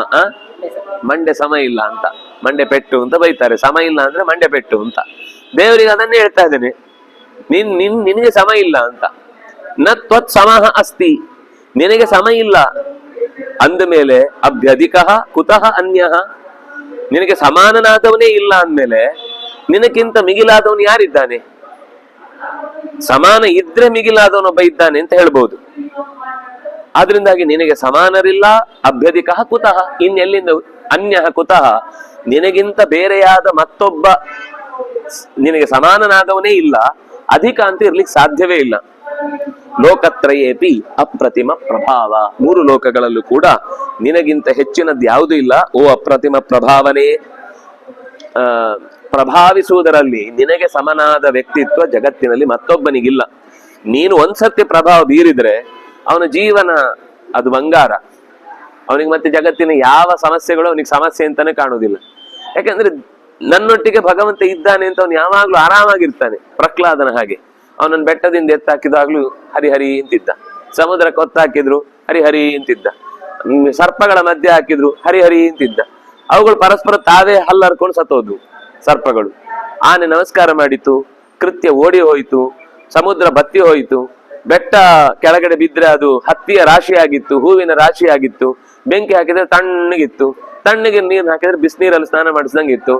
ಏನ್ ಮಾಡಿದ್ರು ಅವನಿಗೆ ಯಾವುದು ಕಷ್ಟ ಆಗ್ಲಿ. ಯಾಕೆಂದ್ರೆ ನನ್ನನ್ನು ನೋಡ್ಕೊಳ್ಳಿಕ್ಕೆ ಅಂತ ಅವನಿದ್ದಾಗ ನಾನ್ ಯಾಕೆ ಟೆನ್ಷನ್ ಮಾಡ್ಬೇಕು, ನನ್ ಬಗ್ಗೆ ಯೋಚನೆ ಮಾಡ್ಬೇಕು? ತುಂಬಾ ಕಷ್ಟದ ಮಾತು. ಆದ್ರೆ ಅವನಿಗೆ ಅಷ್ಟು ದೃಢ ಇತ್ತು. ಆದ್ರಿಂದಾಗಿ ಅಂಥ ಒಂದು ಕಷ್ಟದ ವಾತಾವರಣದಲ್ಲೂ ಕೂಡ ಅವನಾಗಿ ಉಳ್ದ. ಬೇರೆಯವರಾದ್ರೆ ಚೇಂಜ್ ಆಗ್ಬಿಡ್ತಿದ್ರು. ಸತ್ಯವಂತರಿಗಿದು ಕಾಲವಲ್ಲ ಅಂತ ನಮ್ಗೆ ದಾಸರು ಕೂಡ ಹೇಳ್ಬಿಟ್ಟಿದ್ದಾರೆ ಅಂತ. ನಾನು ಸುಳ್ಳೆ ಹೇಳ್ತೇನೆ, ನಾನು ಮೋಸನೆ ಮಾಡ್ತೇನೆ, ಎಲ್ಲರೂ ಹಿಂಗೆ ಮಾಡ್ತಾರೆ, ನಾನು ಯಾಕೆ ಹೀಗಿರ್ಬೇಕು? ಎಲ್ಲರೂ ಮೋಸ ಮಾಡುವಾಗ ನಾನೊಬ್ಬ ಸರಿ ಇದ್ದೇನ್ ಸರಿ ಮಾಡ್ಲಿಕ್ಕಾಗತ್ತೆ? ಇದು ಪ್ರವಾಹಕ್ಕೆ ವಿರುದ್ಧವಾಗಿ ಈಜಿ ತಲೆ ಹೊಡ್ಕೊಳ್ಳೋ ಕಾರ್ಯಕ್ರಮ, ಅದರಿಂದಾಗಿ ನಾನು ಚೇಂಜ್ ಆಗ್ತೇನೆ ಅಂತ ಬೇಕಾದಷ್ಟು ಬೇಕಾದ ಎಕ್ಸ್ಕ್ಯೂಸ್ ಗಳನ್ನ ನಾವು ಹುಟ್ಟಿಸಿಕೊಳ್ತೇವೆ. ಪ್ರಹ್ಲಾದ ಅದು ಸಾವಿರಕ್ಕೊಬ್ಬ ಅಂತ ಇದ್ದ ಹಾಗೆ, ಅಥವಾ ಕೋಟಿಗೊಬ್ಬ ಅಂತವನು ಸಿಗುದು. ಆ ರೀತಿ ಬದುಕಬೇಕು ಅಂತ ಅನ್ನೋದು ನಮಗೆ ಪ್ರಹ್ಲಾದನ ಪಾತ್ರದಿಂದ ಒಂದು ಮೆಸೇಜ್. ಅದು ನಮಗೆ ಅನ್ನಿಸ್ತಿರುತ್ತೆ, ಇಷ್ಟು ಜನ ಮಾಡಲ್ಲ, ನಾನೊಬ್ಬ ಏಕಾದಶಿ ಮಾಡಿ ಏನ್ ಮಾಡುದು? ಆದ್ರೆ ಮನ್ಸಲ್ಲಿ ನಾನ್ ಮಾಡ್ತೇನೆ, ಅವ್ರು ಏನ್ ಮಾಡಿದ್ರು ಮಾಡ್ಲಿ ಬಿಟ್ರೆ ಬಿಡ್ಲಿ ಅಂತಿದ್ರೆ ಅಷ್ಟನ್ನ ಮಾಡೋ ಮಧ್ಯದಲ್ಲೂ ನನಗೆ ಅವ್ರು ಏನ್ ಪಂಚಭಕ್ಷ ಪರಮ ಅನ್ನ ತಿನ್ಲಿ ನಮ್ಗೇನು ಅನ್ಸಲ್ಲ. ಆಯ್ತು, ನಮ್ಗೆ ಏನ್ ಅನ್ಸುತ್ತೆ ಅಂದ್ರೆ ಅಯ್ಯೋ ಪಾಪವನ್ನೇ ತಿಂತಾ ಇದೆ ಅಂತ ಅನ್ಕೊಂಡು ಸುಮ್ಮನೆ ಆಗ್ತೇನೆ. ತಿನ್ಬಾರ್ದು ಅಂತ ಗೊತ್ತಿದ್ದು ತಿಂತಾವಲ್ಲ, ಇನ್ನೇನ್ ಹೇಳ್ಬೇಕು? ಪರಿಹಾರ ಇಲ್ಲ, ಅದಕ್ಕೆ ಸಮಸ್ಯೆ ಇಲ್ಲ. ಆಯ್ತು, ಅವರ ಪಾಪವನ್ನು ಅವರು ಉಣ್ತಾರೆ, ನಾನು ಯಾಕೆ ತಲೆಗೆಡಿಸ್ಕೊಳ್ಳಿ, ನನ್ನ ಪಾಡಿಗಿರ್ತೇನೆ ಅಂತ ನಾವು ಅದನ್ನ ಸಹಿಸಿಕೊಳ್ಳುವ ಗುಣ ಬರ್ಬೇಕು ನಮಗೆ. ನಾನು ಉಪವಾಸ ಮಾಡಿದ ತಕ್ಷಣ ಉಪವಾಸ ಮಾಡಿದವರನ್ನೆಲ್ಲ ನೋಡಿದಾಗ ಸಿಡಿ ಸಿಡಿ ಅಂತ ಮಾಡಿಕೊಳ್ಳುವಷ್ಟು ನಾನು ದಡ್ಡಾಗಿ ಬಿಟ್ರೆ ನಾವು ಮಾಡಿದ ಕೆಲಸಕ್ಕೂ ಪೂರ್ಣ ಫಲ ಇಲ್ಲ. ಎಲ್ಲ ಇದು ಉಪವಾಸ ಅಂತ ಮಾತ್ರ ಅಲ್ಲ, ಏನು 4 ಓದಿದ ತಕ್ಷಣ ಓದದವರನ್ನು ನೋಡಿದ್ರೆ ಸಿಟ್ಟು, ಜಪ ಮಾಡುದಾದ ತಕ್ಷಣ ಜಪ ಮಾಡಿದವರನ್ನು ನೋಡಿದ್ರೆ ಸಿಟ್ಟು, ಮಧ್ಯಾಹ್ನ ನಿದ್ದೆ ಮಾಡಿದವರು ಇರ್ತಾರೆ ಕೆಲವರು, ಅವ್ರಿಗೆ ಮಧ್ಯಾಹ್ನ ನಿದ್ದೆ ಬರಲ್ಲ. ಯಾರಾದ್ರೂ ಮಧ್ಯಾಹ್ನ ನಿದ್ದೆ ಮಾಡಿದ್ ನೋಡಿದ್ರೆ ಸಿಟ್ಟು ಬರ್ತಾ ಇರ್ತವ್ರಿಗೆ. ಹೋಗಿ ಎಬ್ಬಿಸಿ ಅವರನ್ನ ನಕ್ಷತ್ರಿಗನ ಹಾಗೆ ಕಾಟ ಕೊಟ್ಟು ಒದ್ದಾಡಿಸ್ಬಿಡ್ತಾರೆ ಅವರನ್ನು. ಅಂದ್ರೆ ಕೆಲವರಿಗೆ ನಂಗೆ ನಿದ್ದೆ ಬರಲ್ಲ, ಅವ್ರಿಗೆ ಹೆಂಗ್ ನಿದ್ದೆ ಬರುದು, ಅದು ಬರಬಾರ್ದು ಅಂತ. ಅಂದ್ರೆ ಇದೆಲ್ಲ ಇದು ಏನ್ ಗೊತ್ತಾ, ನಮಗೆ ಏನೋ ಒಂದು ಆಯ್ತು ಅಂತಂದಾಗ ಅದು ಎಲ್ಲಾ ಕಡೆನೂ ಹಾಗೆ ಇರ್ಬೇಕು ಅಂತ ನಾವೊಂದು ನಿರೀಕ್ಷೆ ಮಾಡೋದ್ರ ಕೆಟ್ಟ ಪರಿಣಾಮ ನಾವೇ ಕೊನೆಗೆ ದುಃಖ ಅನುಭವಿಸುದು. ಅದೇನು ಪರಿಹಾರ ಆಗಲ್ಲ. ಆದ್ರೆ ಪ್ರಹ್ಲಾದ ಈ ಎಲ್ಲ ಅವ್ಯವಸ್ಥೆಗಳಿಗಿಂತ ಮೀರಿ ಹೊರಗೆ ನಿಂತಿದ್ದ ಅರ್ಜುನನು ಈ ಮಾತನ್ನ ನೆನಪಿಸಿಕೊಳ್ತಾನೆ. ತಂದೆಯಂತೆ ಎಲ್ಲಾ ರೀತಿಯಿಂದಲೂ ನೀನು ನಮ್ಮನ್ನ ಕಾಪಿಟ್ಟವ, ತಸ್ಮಾತ್ ಪ್ರಣಮ್ಯ, ನಮಸ್ಕರಿಸಿ, ಪ್ರಣಿಧಾಯ, ಶರಣಾಗಿ ಈ ಶರೀರವನ್ನ ನಿನಗೆ ಬಿಟ್ಟು ಕೊಟ್ಟಿದ್ದೇನೆ. ಪ್ರಸಾದಯೇ ತ್ವಾಂ ಅಹಂ ಈಶಂ ಈಡ್ಯಂ, ಸ್ತುತ್ಯನಾದ ಪೂಜ್ಯನಾದ ಒಡೆತನದಿಂದ ಕೂಡಿದ ತ್ವಾಂ ನಿನ್ನನ್ನು, ಅಹಂ ನಾನು, ಪ್ರಸಾದಯೇ ತೃಪ್ತಿಪಡಿಸುವ ಪ್ರಯತ್ನ ಮಾಡ್ತೇನೆ, ನಿನಗೆ ತೃಪ್ತಿ ಆಗಲಿ ಅಂತ ಕೇಳ್ತೇನೆ. ಹೇಗೆ ನೀನ್ ನಮ್ಮನ್ನು ರಕ್ಷಿಸಿದ್ದು, ಪಿತೇವ ಪುತ್ರಸ್ಯ, ತಂದೆ ಮಗನನ್ನೇ ಹೇಗೆ ಪ್ರೀತಿಸ್ತಾನೋ ಹಾಗೆ, ಸಖೇವ ಸಖ್ಯು, ಗೆಳೆಯನೊಬ್ಬ ತನ್ನ ಗೆಳೆಯನ ಜೀವಕ್ಕೆ ಜೀವ ಕೊಟ್ಟು ಹೇಗೆ ಕಾಪಾಡಿಕೊಳ್ತಾನೋ ಹಾಗೆ, ಪ್ರಿಯ ಪ್ರಿಯಾರಾಧಿಸಿ ದೇವ ಸೋಢು, ನೀನು ಪ್ರಿಯಾಯಾಹ ಪ್ರಿಯ, ಪ್ರಿಯೆಯಾದವಳಿಗೆ ಅತ್ಯಂತ ಪ್ರೀತಿ ಪಾತ್ರನಾಗಿ ಅವಳ ಬದುಕಿನ ಕಷ್ಟಗಳಿಗೆ ಪರಿಹಾರಕನಾಗಿ ಹೇಗೆ ಒಬ್ಬ ಲೋಕದಲ್ಲಿ ಕಾಣಿಸ್ತಾನೋ ಹಾಗೆ ನೀನು ಸೋಢುಂ, ನಮಗೆ ಸಹಿಸುವ ಶಕ್ತಿಯನ್ನು ಕೊಟ್ಟು ತಂದೆಯಂತೆ ಮಗನಿಗೆ, ಗೆಳೆಯನಂತೆ ಗೆಳೆಯನಿಗೆ, ಸಖ ಅಂದ್ರೆ ಪ್ರಿಯ ಒಬ್ಬ ಪ್ರಿಯನಿಗೆ ಇದ್ದ ಹಾಗೆ ನೀನು ಕೂಡ ನನಗೆ ಆತ್ಮೀಯ. ನನ್ನ ಅಪರಾಧವನ್ನ ನೀನು ಸಹಿಸಿಕೊಳ್ಬೇಕು. ಅದು 2 ರೀತಿ, ನೀನು ಹಾಗಿದ್ದಿ ಅಂತ. ಅದು ಇನ್ನೊಂದು ಮುಖ, ಹಾಗಿದ್ದಿ ಅಂತ ಹೇಳುವುದರದ್ದು, ತಂದೆ ಹೇಗೆ ಮಗುವನ್ನ ಕ್ಷಮಿಸ್ತಾನೋ, ಹೇಗೆ ಗೆಳೆಯ ತನ್ನ ಗೆಳೆಯನ ತಪ್ಪುಗಳನ್ನು ಹೊಟ್ಟೆಗೆ ಹಾಕೊಳ್ತಾನೋ, ಹೇಗೆ ತನಗೆ ಪ್ರೀತಿ ಪಾತ್ರರಾದವ್ರು ಏನಾದ್ರೂ ತಪ್ಪು ಮಾಡಿದ್ರೆ ಹೋಗ್ಲಿ ಬಿಡು ಅಂತ ಆರಾಮಾಗಿ, ಅದು ಆತ್ಮೀಯತೆ ಇರುವ ತನಕ. ಆತ್ಮೀಯತೆ ಹೋಯ್ತು ಅಂದ್ರೆ ಹಳೆದ್ದೆಲ್ಲ ಟ್ರ್ಯಾಕ್ ರೆಕಾರ್ಡ್ ಹೊರಗೆ ಬರುತ್ತೆ. ನೀನು ಅವತ್ತು ಹಾಗೆ ಮಾಡಿದ್ದೀನಿ, ನಾನು ನಿನ್ನ ನಡ್ಸ್ಕೊಂಡು ಹೋಗ್ಬಿಟ್ಟಿದ್ದೆ ಅವತ್ತೆಲ್ಲ ಒಟ್ಟಿಗೆ ಹೋಗೋಣ, ವಾಕಿಂಗ್ ಆಯ್ತು ಅಂತ ಹೇಳಿರ್ತಾರೆ ಅವತ್ತು. ಇವತ್ತೆಲ್ಲ ನೆನಪಿಸ್ಕೊಂಡು ನಿನ್ನೊಟ್ಟಿಗೆ ಯಾರು ಬರ್ತಾರೆ, ನೀನು ಮೊದಲನೇ ದಿವಸ ಪಾರ್ಕ್ ಕರ್ಕೊಂಡು ಹೋಗ್ತೇನೆ ಅಂತ ಹೇಳಿ ಊರೆಲ್ಲ ಸುತ್ತಿಸಿ ನನ್ನನ್ನ ಕೈಕಾಲೆಲ್ಲ ನೋಯಿಸಿ ಮಲಗಿಸ್ಬಿಟ್ಟಿದ್ದಿ ಅಂತ ಇಬ್ರು ಜಗಳ ಆಡ್ಲಿಕ್ಕೆ ಶುರು ಮಾಡ್ತಾರೆ. ಇದು ಕ್ಷಮಿಸುವ, ಪ್ರೀತಿಯಿಂದ ಕ್ಷಮಿಸುವ ಸ್ವಭಾವ ಹೇಗೆ ಲೋಕದಲ್ಲಿ ಇದೆಯೋ ಹಾಗೆ ನೀವು, ಅಂದ್ರೆ ಭಗವಂತನ ಹತ್ರ ಹೇಳ್ತಾನೆ, ನೀನು ಒಬ್ಬ ಮಗುವಿಗೆ ತಂದೆ ಇದ್ದಂತೆ, ಒಬ್ಬ ಗೆಳೆಯನಿಗೆ ಗೆಳೆಯ ಇದ್ದಂತೆ, ಒಬ್ಬ ಪ್ರಿಯನಿಗೆ ಪ್ರಿಯ ಇದ್ದಂತೆ ಅಂತ. ಅದೃಷ್ಟಪೂರ್ವಂ ಹೃಚಿತೋಸ್ಮಿ ದೃಷ್ಟ್ವಾ, ಅದೃಷ್ಟಪೂರ್ವಂ, ಇಲ್ಲಿ ತನಕ ಇಂಥದ್ದೊಂದು ಅದ್ಭುತವಾದ ರೂಪವನ್ನ ಕಂಡಿರ್ಲಿಲ್ಲ ನಾನು. ಅಲ್ಲ, ದೇವತೆಗಳು ನೋಡಿರ್ತಾರಲ್ವಾ, ಅರ್ಜುನ ಇಂದ್ರ ಆದ್ರಿಂದಾಗಿ ಹಿಂದೆ ನೋಡಿರ್ಬೋದಲ್ವಾ. ಕೊನೆಗೆ ಮತ್ತೆ ಅದೇ ಮಾತು ಬರುತ್ತೆ, ದೇವರು ಒಂದ್ಸರ್ತಿ ತೋರಿಸಿದನ್ನ ಕಾಪಿ ಪೇಸ್ಟ್ ಮಾಡಲ್ಲ. ನಾವು ಮಾತ್ರ ಒಂದು ಲೇಖನ ಕೊಟ್ಟಾದ್ಮೇಲೆ ಮತ್ತೆ ಇನ್ನೊಬ್ರು ಯಾರಾದ್ರೂ ಪೇಪರ್ ಕೊಟ್ರೆ ಅದ್ರದ್ದೇ ಹೆಡ್ಲೈನ್ ಚೇಂಜ್ ಮಾಡಿ, ಶುರು ಇದೊಂದು ಇಂಟ್ರಡಕ್ಷನ್, ಕೊನೆದೊಂದು ಇಂಟ್ರಡಕ್ಷನ್, ಮುಕ್ತಾಯ ಚೇಂಜ್ ಮಾಡಿ ಮತ್ತೆ ಅದು ಲೆಟರ್ಗಳನ್ನ ಹಾಗೆ ಸೇರಿಸಿ, ನೋಡಿ ಇನ್ನೊಂದು ಲೆಟರ್ ನಿಮ್ಗೋಸ್ಕರ ಕೊಟ್ಟಿದ್ದೀನಿ. ಅವ್ರ ಮುಂದೆ ಯಾವನೋ ಬಸ್ ಅವರ ಪುಸ್ತಕವನ್ನು ಎಡಿಟ್ ಮಾಡ್ಬೇಕು ಅಂತ ಬಂದವನಿಗೆ ಹೆಸರುಗಳೆಲ್ಲ ಬೇರೆ ಬೇರೆ ಇರುತ್ತೆ, ಲೇಖನ ಒಂದೇ, 5 ಲೇಖನ ನೋಡಿದ್ದೀನಿ. ಯಾರು ಒಬ್ರದ್ದು ಹಾಗೆ ಲೇಖನ, ಅವ್ರ ಹೆಚ್ಚು ಓದ್ಲಿಕ್ಕೆ ಹೋಗಿಲ್ಲ, ಎಲ್ಲ ಬೇರೆ ಬೇರೆ ಪತ್ರಿಕೆಗಳು ನಮ್ಮ ಗುರುಗಳದ್ದು ಎಲ್ಲ ಅಚ್ಚಾಕಿಸ್ಬೇಕು ಅಂತೆಲ್ಲ ಅಚ್ಚಾಕಿಸಿದ್ದಾರೆ. ಹೆಡ್ಲೈನ್ ಮಾತ್ರ ಬೇರೆ ಬೇರೆ, ಎಲ್ಲಾ ಲೇಖನ ಒಂದೇ. ಅಂದ್ರೆ ಹಾಗೆ ಕೆಲವೊಂದ್ ಸರ್ತಿ ಲೋಕದಲ್ಲಿ ನಾವು ನಮ್ಮತನದ ವ್ಯಾಪ್ತಿಯನ್ನು ಅರ್ಥ ಮಾಡ್ಕೊಳ್ಳದೆ ಎಲ್ಲ ಬೆಳಿಲಿಕ್ಕೆ ಹೋಗಿ ಅದನ್ನೇ ಈ ಒಂದ್ಸರ್ತಿ ಭಾಷಣ ಮಾಡಿದ್ಮೇಲೆ ಎಲ್ಲೋದ್ರೂ ಅದೇ ಭಾಷಣ, 5-6 ವೇದಿಕೆಗಳಲ್ಲಿ ಅದೇ ಭಾಷಣ. ಹಿಂದೆ ಪರವಾಗಿರ್ತಿರ್ಲಿಲ್ಲ, ಯಾಕಂದ್ರೆ ಕೇಳೋರು ಬೇರೆ ಇರ್ತಿದ್ರು ಅಥವಾ ಅವನೇ ಬಂದಿದ್ರು ಹಿಂದಿನ ದಿವಸ ಮರ್ತೋಗ್ತಿದ್ದ. ಈಗ ಪ್ರಾಬ್ಲಮ್ ಆಗಲ್ಲ, ಅದು ಯೂಟ್ಯೂಬ್ ಅಲ್ಲಿ ರೆಕಾರ್ಡ್ ಇರುತ್ತಲ್ಲ.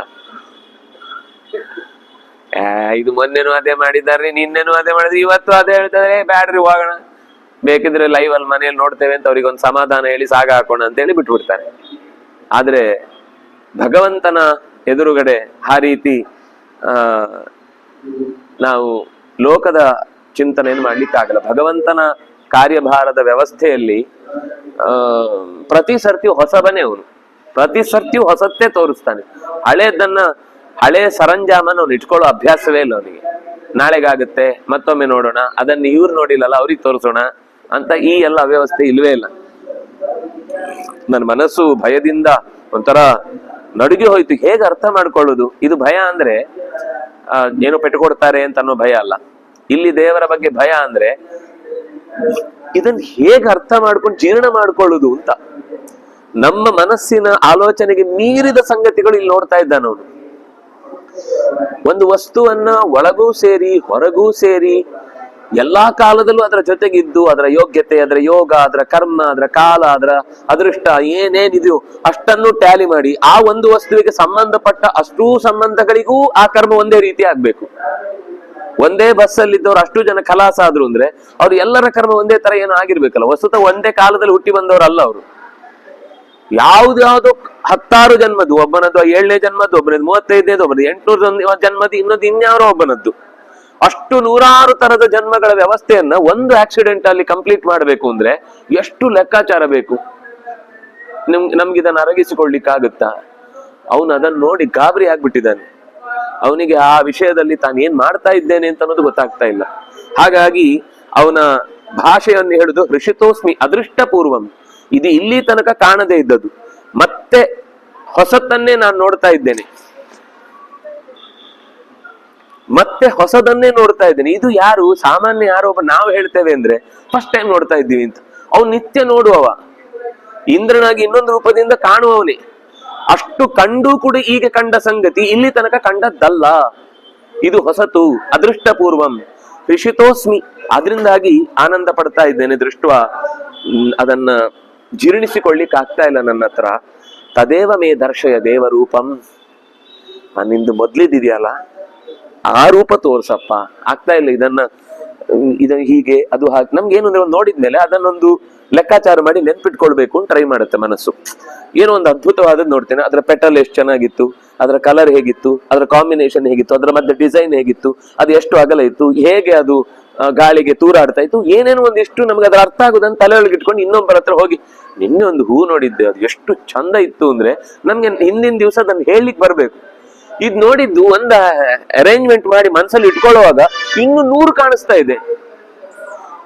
ಯಾವುದನ್ನ ಅರೇಂಜ್ ಮಾಡಿ ಮನಸ್ಸೊಳಗೆ ಇಟ್ಕೊಂಡು ಅದನ್ನ ನಾಳೆಗೆ ಎಕ್ಸ್ಪ್ಲೈನ್ ಮಾಡುದು ಅಥವಾ ನನಗೆ ಅರ್ಥ ಆಗ್ಲಿ ಅಂತ ಖುಷಿ ಪಟ್ಕೊಂಡು ಅದನ್ನ ಇಟ್ಕೊಳ್ಳೋದು ಹೇಗೆ ಆಗ್ತಾ ಇಲ್ಲ ಅವನಿಗೆ.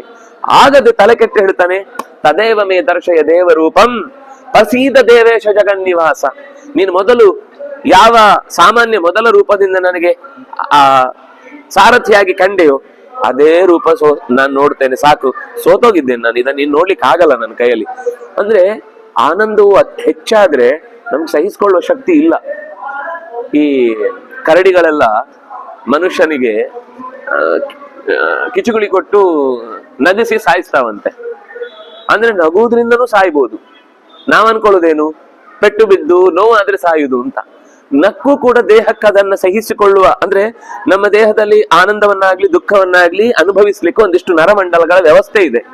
ಆ ನರಮಂಡಲದ ವ್ಯವಸ್ಥೆಯಲ್ಲಿ ಅದಕ್ಕಿಂತ ಹೆಚ್ಚು ಕರೆಂಟ್ ಪಾಸ್ ಆಯ್ತು ಅಂದ್ರೆ, ಅದಕ್ಕಿಂತ ಹೆಚ್ಚು ಆ ರಾಸಾಯನಿಕ ದ್ರವ್ಯಗಳ ಎಕ್ಸ್ಪ್ಲೋರ್ಡ್ ಆಯ್ತು ಅಂದ್ರೆ ಎಲ್ಲ ಬರ್ಸ್ಟ್ ಆಗಿ ಸತ್ತೋಗುತ್ತೆ ಒಳಗಿನಿಂದ, ತಡ್ಕೊಳಿಕ್ ಆಗಲ್ಲ. ಕೆಲವೊಮ್ಮೆ ಲಾಟ್ರಿ ಹೊಡೀತು ಅಂತ ಸತ್ತವರಿದ್ದಾರೆ. ಜೀವಮಾನದಲ್ಲಿ ಅಷ್ಟು 0 ನೋಡಿದವನಲ್ಲ ಅವನು. ಅಂತದ್ದು ಹೊಡೀತು ಅಂತ ಅಂದಾಗ ಅವನು ಏನ್ ಮಾಡ್ಬೇಕಿದನ್ನ, ಹೇಗೆ ಉಪಯೋಗಿಸ್ಬೇಕು, ಅಯ್ಯೋ ಇಷ್ಟ ಆಗ್ಬಿಟ್ಟಿದೆ ಅಂತ ಎದೆ ಹೊಡೆದು ಸತ್ತೋಗಿದವರು ಇದ್ದಾರೆ. ಅಂದ್ರೆ ದುಃಖವೂ ಕೂಡ ದುಃಖ ಹೇಗೆ ನಮಗೆ ಅಸಹ್ಯವೋ, ಅಸಹ್ಯ ಅಂದ್ರೆ ನಾನು ಕನ್ನಡದ ಅಸಹ್ಯ ಅಲ್ಲ, ಸಹಿಸ್ಲಿಕ್ಕೆ ಅಸಾಧ್ಯವೋ, ಸುಖವೂ ಕೂಡ ಹಾಗೆ ಕೆಲವೊಂದ್ ಸರ್ತಿ ನಮ್ಮ ಮಟ್ಟಕ್ಕೆ ಮೀರಿದ್ರೆ ದೇವರಿಗೆ ನಮ್ಗೆ ಏನ್ ಸುಖ ಕೊಡ್ಬೇಕು ಅಂತ ಗೊತ್ತಿದೆ. ಎಷ್ಟು ಸುಖ ಕೊಟ್ರೆ ಏನು ತಡ್ಕೊಳಿಕ್ ಆಗುತ್ತೆ ಅಂತ ಗೊತ್ತಿದೆ. ಅಷ್ಟಕ್ಕೆ ತಕ್ಕದ್ದನ್ನೇ ಕೊಡ್ತಾನೆ ಹೊರತು ಹೆಚ್ಚಿನದನ್ನು ಕೊಡಲ್ಲ. ದೇವ್ರು ಎಲ್ಲ ಲೆಕ್ಕಾಚಾರ. ಅವನ ಹತ್ರ ಇರುವ ಏನಂತಾರೆ ತೂಗು ಏನಂತಾರೆ ಅದಕ್ಕೆ, ತಕ್ಕಡಿ, ಅದು ಬೇರೆ ಯಾರ ಹತ್ರ ಇಲ್ಲ. ಅವನ ನಿಜವಾದ ರಾಶಿ ತಕ್ಕಡಿ, ಎಲ್ಲವನ್ನು ತೂಗಿಯೇ ಕೊಡ್ತಾನೆ. ಭಕ್ತ ಪ್ರಿಯಂ, ನಮಗೆ ಭಕ್ತ ಪ್ರಿಯ ಅಂದ್ರೆ ಭಕ್ತರನ್ನು ಪ್ರೀತಿಸ್ತೇವೆ ಅಂತ ಒಳ್ಳೆ ಅರ್ಥ. ಒಂದು ಮಹಾಭಾರತದ ಅರ್ಥವನ್ನ ವಿದ್ಯೇಶ ತೀರ್ಥರು ಅಂದ್ರೆ ಭಂಡಾರಕೆರೆ ಸ್ವಾಮಿಗಳು ಒಂದ್ಸರ್ತಿ ಹೇಳಿದ್ರು, ತುಂಬಾ ಮನಸ್ಸಿಗೆ ಒಪ್ಪುವ ಮಾತು. ಇದ್ರಲ್ಲಿ ಏನು ಅಂದ್ರೆ, ರಾಮಾಯಣದಲ್ಲಿ ಏನೇನಾಯ್ತೋ ಅದರ ಉಳಿದ ಕರ್ಮ ಭಾಗವನ್ನ ಕಂಪ್ಲೀಟ್ ಮಾಡಿದ್ದು ಮಹಾಭಾರತ. ಅಲ್ಲಿ ವಾಲಿಯಾಗಿದ್ದ, ದೇವರನ್ನು ವಿರೋಧಿಸಿ ಪ್ರಾಣ ಬಿಟ್ಟ, ಅವನೇ ಇಲ್ಲಿ ಅರ್ಜುನನಾದ, ಸೇವೆ ಮಾಡಿ ದೊಡ್ಡವನಾದ. ಅಲ್ಲಿ ಸೇವೆ ಮಾಡಿ ದೊಡ್ಡವನಾಗ್ತೇನೆ ಅಂತ ಅಂದ್ಕೊಂಡ ಸುಗ್ರೀವ ಇಲ್ಲಿ ಕರ್ಣನಾಗಿ ಹಿಂದೆ ಮಾಡಿದ್ರಲ್ಲಿ ಓವರ್ಫ್ಲೋ ಆಗಿದ್ದನ್ನೆಲ್ಲ ಕಳ್ಕೊಂಡ. ಕರ್ಮವನ್ನ ವಿಭಕ್ತ, ಎಷ್ಟೆಷ್ಟು ವಿಭಾಗ ಮಾಡಿ, ಭಕ್ತ ಅಂದ್ರೆ ಭಾಗಿಸುವುದು, ಏನೇನ್ ಭಾಗಿಸ್ಬೇಕು, ಯಾರ್ಯಾರಿಗೆ ಎಷ್ಟೆಷ್ಟು ಭಾಗಿಸಿ ಏನೇನು ಅಂತ ಆ ಕೆಲಸ ಗೊತ್ತಿದ್ದು ಮಾಡುವುದು ಕೆಲಸ ಅವನಿಗೆ ಬಹಳ ಪ್ರಿಯ. ಭಕ್ತ ಪ್ರಿಯ ಅಂದ್ರೆ, ಭಕ್ತ ಅಂದ್ರೆ ವಿಭಾಗ ಮಾಡುವುದು, ಭಕ್ತಿ ಮಾಡೋನೊಬ್ಬ ಬೇರೆ, ಭಕ್ತ ಅಂದ್ರೆ ವಿಭಕ್ತ. ನಿನ್ನ ಪಾಲು ಇಷ್ಟು, ನಿನ್ನ ಕರ್ಮ ಇಷ್ಟು, ನಿನ್ನ ಹಿಂದಿನದ್ದು ಜಾಸ್ತಿ ಇತ್ತು ಅದನ್ನು ತೆಗಿತಾ ಇದ್ದೇನೆ. ಈ ಕರೆಕ್ಟಾಗಿ ಒಳ್ಳೆ ಅಂಗಡಿಯಲ್ಲಿ ತೂಕ ಮಾಡುವವರು ಬಹಳ, ಅವ್ರು ಒಂದ್ಸರ್ತಿ ಹೀಗೆ ಹಾಕಿ ತಂದಿಟ್ರೆ ಅದು ಒಂಚೂರು ಆಚೆ ಈಚೆ ಇರಲ್ಲ. ನಾವು ತೆಗೆದು ಹಾಕಿ ಅರ್ಧ ಗಂಟೆ ಆಗಿ 3 ಕಸ್ಟಮರ್ ಓಡೋಗ್ಬಿಡ್ತಾರೆ. ಇವನು ಎಷ್ಟೊತ್ತು ಮಾಡ್ತೇನೆ ಒಂದು ತಕ್ಕಡಿಯಲ್ಲಿ ತೂಗ್ಲಿಕ್ಕೆ ಅಂತ. ಅದು ಅಭ್ಯಾಸ ಆಗಿದ್ದವರದ್ದು ಸ್ಥಿತಿ ಹಾಗಿರುತ್ತೆ. ಒಬ್ಬ ಸಾಮಾನ್ಯ ಅಂಗಡಿಯವನೇ 1-2 ವರ್ಷದ ಸರ್ವೀಸಲ್ಲಿ ಅಭ್ಯಾಸ ಆಗಿ ಯಾವ ಪದಾರ್ಥ ಎಷ್ಟು ಕೊಟ್ಟರೆ ಎಷ್ಟು ತೂಗತ್ತೆ ಅಂತ ಗೊತ್ತಾಗಿದೆ ಅಂತಂದರೆ, ಭಗವಂತ ಇಡೀ ಜಗತ್ತನ್ನು ಎಷ್ಟು ಅನಂತ ಕಾಲದ ಎಷ್ಟು ಜೀವರ ಯೋಗ್ಯತೆ ಕರ್ಮಗಳನ್ನೆಲ್ಲ ನೋಡಿದವನು, ಅಂಥವನಿಗೆ ನಮ್ಮ ಯೋಗ್ಯತೆ ಏನು ಅಂತ ಅರ್ಥ ಮಾಡಿಕೊಂಡು ತಕ್ಕಂತೆ ವ್ಯವಸ್ಥೆ ಮಾಡಲಿಕ್ಕೆ ಬರುವುದಿಲ್ವಾ? ಹಾಗಾಗಿ ಭಗವಂತ ಅವನ ಅತಿಯಾದ ದರ್ಶನದಿಂದ ಏನು ಸುಖ ಆಯಿತು ಅದನ್ನು ತಡ್ಕೊಳ್ಳಿಕ್ಕೆ ಆಗಲಿಲ್ಲ. ಅದರಿಂದಾಗಿ ಅವನು ಹೇಳ್ತಾನೆ, ನನಗೆ ಮೊದಲಿನ ರೂಪವನ್ನೇ ತೋರಿಸು, ಪ್ರಸೀದ, ನನ್ನಲ್ಲಿ ಪ್ರಸನ್ನ, ನಾನೇನೋ ನಿನ್ನ ರೂಪ ಸ್ಟಾಪ್ ಮಾಡು ಅಂತ ಹೇಳ್ತಾ ಇದ್ದೇನೆ ಅಂತ ಸಿಟ್ಟಾಗಬೇಡ.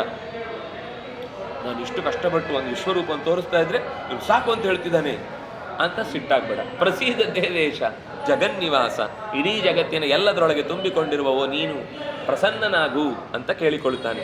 ಕಿರೀಟಿನಂ ಗದಿನಂ ಚಕ್ರಹಸ್ತಂ ಇಚ್ಛಾಮಿ ತ್ವಾಂ ದ್ರಷ್ಟುಮಹಂ ತಥೈವ ತೇನೈವ ರೂಪೇಣ ಚತುರ್ಭುಜೇನ ಸಹಸ್ರಬಾಹೋ ಭವ ವಿಶ್ವಮೂರ್ತೆ. ಕಿರೀಟವನ್ನು ತೊಟ್ಟ, ಗದೆಯನ್ನು ಹಿಡಿದ, ಚಕ್ರವನ್ನು ಹೊತ್ತ, ಅದೇ 4 ತೋಳಿನ ನಿನ್ನ ರೂಪವನ್ನು ನಾನು ನೋಡ ಬಯಸ್ತೇನೆ. ಅಂದರೆ 4 ತೋಳಿನ ರೂಪ ಅಂದರೆ ಅವನಿಗೆ ರೆಗ್ಯುಲರ್ ದರ್ಶನ 4 ತೋಳಿದ್ದೆ. ದುರ್ಯೋಧನಾದಿಗಳಿಗೆ ಮಾತ್ರ 2 ಕೈ. ಭೀಮನಿಗೆ, ಅರ್ಜುನನಿಗೆ, ಯುಧಿಷ್ಠಿರನಿಗೆ, ಇವರಿಗೆಲ್ಲ ದೇವರು 4 ತೋಳಿನವನಾಗೆ ಕಾಣಿಸ್ತಿದೆ. ಅಟ್ ಎ ಟೈಮ್ ಇವ್ನು ನೋಡುವಾಗ 2 ಕೈ ಕಾಣುತ್ತೆ, ಅವ್ನು ನೋಡಿದ್ರೆ 4 ಕೈ ಕಾಣುತ್ತೆ. ಎಂಥ ವಿಚಿತ್ರ ಅಲ್ವಾ ದೇವರ ವರ್ತನೆ. ತೇನೈವ ರೂಪೇಣ ಚತುರ್ಭುಜೇನ, ಮೊದಲು ನೀನು ನನಗೆ ಯಾವುದು ಸಾಮಾನ್ಯವಾಗಿ ತೋರ್ತಾ ಇದ್ದ 4 ತೋಳಿನ ರೂಪ ಇದೆ ಅದನ್ನೇ ನಾನು ನೋಡ್ಲಿಕ್ಕೆ ಇಷ್ಟಪಡ್ತೇನೆ. ನೀನು ಸಾಮಾನ್ಯವಾಗಿ ತಲೆ ಮೇಲೆ ಒಂದು ಕಿರೀಟ, ಒಂದು ಕುತ್ತಿಗೆಯಲ್ಲಿ ಹಾರ, ಒಂದು ಕೈಯಲ್ಲಿರುವ ತೋಳುಬಂದಿಯ ಜೊತೆಗೆ ನನಗೆ ಕಾಣಿಸಿಕೋ.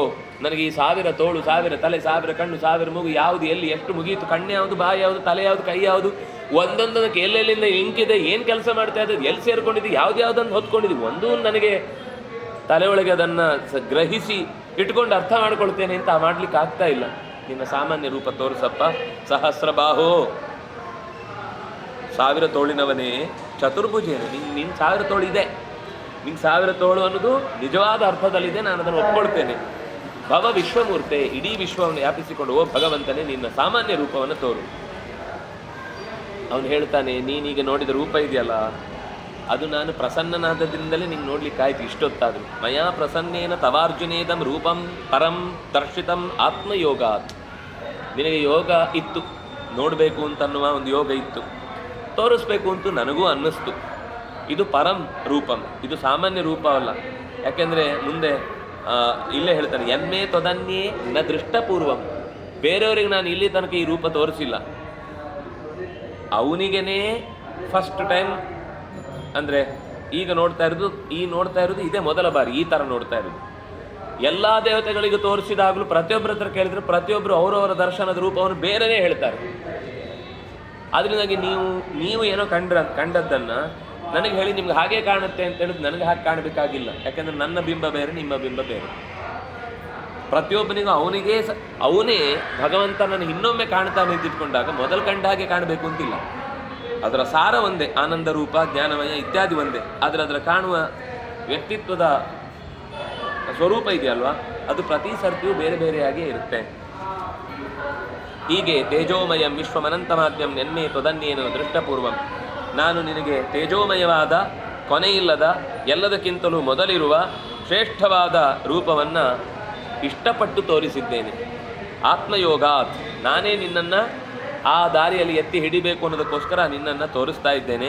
ಈ ರೂಪವನ್ನು ಇಲ್ಲಿ ತನಕ ಬೇರೆಯವರು ಯಾರೂ ಕಂಡಿರಲಿಲ್ಲ. ಇದು ನಿನಗೇನೇ ತೋರಿಸಿದ ಎಕ್ಸ್ಕ್ಲೂಸಿವ್ ರೂಪ, ನಿಮಗೋಸ್ಕರ ಪ್ರಿಸರ್ವ್ ಮಾಡಿಟ್ಟ ರೂಪ, ನಿನಗೇ ತೋರಿಸ್ಬೇಕು ಅಂತ ಅಂದ್ಕೊಂಡು ನಾನು ತೆಗೆದಿಟ್ಟಿದ್ದೆ. ಇದನ್ನೆಲ್ಲ ನೋಡಲಿಕ್ಕೆ ಏನು ಮಾಡಬೇಕು? ನಾವು ತುಂಬ ವೇದಾಧ್ಯಯನ ಮಾಡ್ತೇವೆ, ಆಯ್ತು ಮಾಡು, ಆದರೆ ನಾನು ತೋರಿಸ್ಬೇಕು ಅಂತ ಏನಿಲ್ಲ ರೀ. ನಾನು ವೇದ ಓದಿ ಬಂದಿದ್ದೇನೆ ರೀ, ಆಯಿತು, ಓದಿ ಇಟ್ಕೊಂಡಿದ್ದೆಲ್ಲ ತಲೆಯಲ್ಲಿ, ಓದಿ ಬಂದಿದ್ದೇನೆ ಅಂತ ತಲೆಯಲ್ಲಿ ಇಟ್ಕೊಂಡಿದ್ದೆಲ್ಲ, ಅದೇ ತೋರಿಸುತ್ತೆ, ಹೋಗು ಕಳಿಸ್ಕೊಡ್ತಾನೆ. ಯಜ್ಞ, ತುಂಬ ಯಜ್ಞ ಮಾಡಿದ್ದೇನೆ, ಆಯಿತು ಮಾಡು, ಸಂತೋಷ, ನಾನೇನು ಬೇಡ ಹೇಳಿ. ಆದರೆ ಸರ್ಟಿಫಿಕೇಟ್ ತೊಗೊಂಡು ಬಂದು ನಾನು ಇಷ್ಟು ಯಜ್ಞ ಮಾಡಿದ್ದೇನೆ, ಆದರೆ ನನಗೆ ದೇವರೇ ಟೋಕನ್ ಕೊಟ್ಟು ನನಗೆ ಎಷ್ಟೊತ್ತಿಗೆ ನೀನು ತೋರಿಸ್ತೀನಿ ಅಂತ ಹೇಳು, ವೈಕುಂಠ ದರ್ಶನ ಮಾಡಬೇಕು. ಹಾಗಿದ್ರೆ ನೀನು ತಿರುಪತಿಗೆ ಹೋಗು, ಅಲ್ಲೇ ತೋರಿಸ್ತೇನೆ, ಅಲ್ಲೇ ನೋಡ್ಕೊಂಡು ಬಾ, ನನ್ನ ಅಲ್ಲಿ ಕಳಿಸ್ತಾನೆ. ಇನ್ನೊಬ್ಬ ಅಧ್ಯಯನ ತುಂಬ ಮಾಡಿದ್ದೇನೆ, ನಾನು ಹಲವು ಶಾಸ್ತ್ರಗಳನ್ನೆಲ್ಲ ಓದಿದ್ದೇನೆ, ಅಲ್ಲ ನಾನು ದಾನ ಕೈ ಬಿಟ್ಟು ಊರೆಲ್ಲ ದಾನ ಮಾಡಿದ್ದೇನೆ, ಉಂಬಳಿ ಕೊಟ್ಟಿದ್ದೇನೆ, ಎಷ್ಟೋ ಜನಕ್ಕೆ ದಾನ ಮಾಡಿದ್ದೇನೆ. ನೀನು ನನ್ನನ್ನು ದಾನದ ಸರ್ಟಿಫಿಕೇಟ್ ತೊಗೊಂಡು ಬಂದರೆ ನಿಂಗೆ ಬೇಕಿದ್ರೆ ಏನಾದರೂ ಒಂದಿಷ್ಟು ಭೂದಾನ ಮಾಡ್ತೇನೆ, 3 ಅಡಿ 6 ಅಡಿ, ನಿಮಗೆ ಪ್ರಾಣಕ್ಕೆ ಹೋಗುವಾಗ ಒಂದು ಗತಿ ಇರಲಿ ಅಂತ. ನ ತಪೋಭಿ, ತುಂಬ ತಪಸ್ಸು ಮಾಡಿದ್ದೇನೆ. ನೋಡಿ, ತಪಸ್ಸು ಕೂಡ ದೇವರನ್ನು ಪಡೀಲಿಕ್ಕೆ ದೊಡ್ಡ ಮಾರ್ಗ ಏನಲ್ಲ ಅಲ್ವಾ? ನೀವೇನ್ರಿ ಹಿಂಗೆ ಇದ್ದಕ್ಕಿದ್ದಾಗೆ ತಪಸ್ಸು ಮಾರ್ಗ ಅಲ್ಲ ಅಂತ ಹೇಳ್ಬಿಟ್ರಿ? ಇಲ್ಲ, ತಪಸ್ಸು ನೇರ ಮಾರ್ಗ ಅಲ್ಲ. ತಪಸ್ಸು ಹಿರಣ್ಯಕಶಿಪುನು ಮಾಡಿದ್ದಾನೆ. ತಪಸ್ಸೇ ಒಳ್ಳೆಯತನ ಅನ್ನೋದಕ್ಕೆ ಬೋರ್ಡ್ ಅಲ್ಲ, ಅಧ್ಯಯನ ಬೋರ್ಡ್ ಅಲ್ಲ, ವೇದಾಧ್ಯಯನನು ಬೋರ್ಡ್ ಅಲ್ಲ, ಇನ್ಯಾವುದೋ 3-4 ಹೇಳಿದ್ರಲ್ಲ, ದಾನ, ತುಂಬ ಸಮಾಜ ಸೇವೆ ಮಾಡಿದ್ದಾನೆ, ಅದರಿಂದ ಸಮಾಜಕ್ಕೆ ಉಪಯೋಗ ಆಗಿರ್ಬೇಕು. ಸಮಾಜ ಸೇವೆ ಮಾಡಿದ್ದಾನೆ ಎಂದ ಮಾತ್ರಕ್ಕೆ ಅವನು ಒಳ್ಳೆಯವನೇ ಆಗಿರಬೇಕು ಅಂತೇನಿಲ್ಲ. ಅವನ ಟ್ಯಾಕ್ಸ್ ಡಿಡಕ್ಷನ್ ಆಗಲಿಕ್ಕೋಸ್ಕರ ಆ ಸೇವೆ ಮಾಡ್ತಾರೆ. ಅದು ಮಾಡದೇ ಇದ್ರೆ ಅವನನ್ನಲ್ಲಿ ಬೆನ್ನಿಗೆ ಅಟ್ಟಿಕೊಂಡು ಬರ್ತಾರೆ. ಅವರೊಂದು ಇಷ್ಟು CSR ಫಂಡ್ ಅಂತ ತೆಗೆದು ಅದಕ್ಕೋಸ್ಕರನೇ ತೋರಿಸ್ಬೇಕು. ಅದಕ್ಕೆ ಎಲ್ಲೋದ್ರೂ ಒಂದು ನೀರಿನ ಆಕ್ವಾಗಾರ್ಡ್ ಇಟ್ಬಿಟ್ಟು ಇಂಥವ್ರ ಕೊಡುಗೆ ಅಂತ ದೊಡ್ಡ ಬೋರ್ಡ್ ಹಾಕ್ಬಿಟ್ಟಿರ್ತಾರೆ. ಯಾಕಂದರೆ ಅವರು ಹೇಳ್ಕೊಂಡು ಬರ್ಬೇಕಲ್ಲ, ಅಲ್ಲೊಂದು ಇಟ್ಟಿದ್ದಾರೆ ನೀರಿನ ಕೊಡುಗೆ ಅಂತ. ಅಂದರೆ ಕೊಟ್ಟರೆ ಒಳ್ಳೆಯದೇ. ಈ ಏನು ಮಾತು ಹೇಳಿದ್ರು ಇದು ಯಾವುದು ಕೆಟ್ಟದ್ದು ಅಂತ ಅರ್ಥ ಅಲ್ಲ. ಆದರೆ ಇಷ್ಟರಿಂದಲೇ ಭಗವಂತನನ್ನು ಪಡೀತೇವೆ ಅಂತ ಅನ್ನುವ ಅಹಂಕಾರ ತಪ್ಪು ಅಂತ ಅಷ್ಟೇ ಹೇಳಿದ್ದು.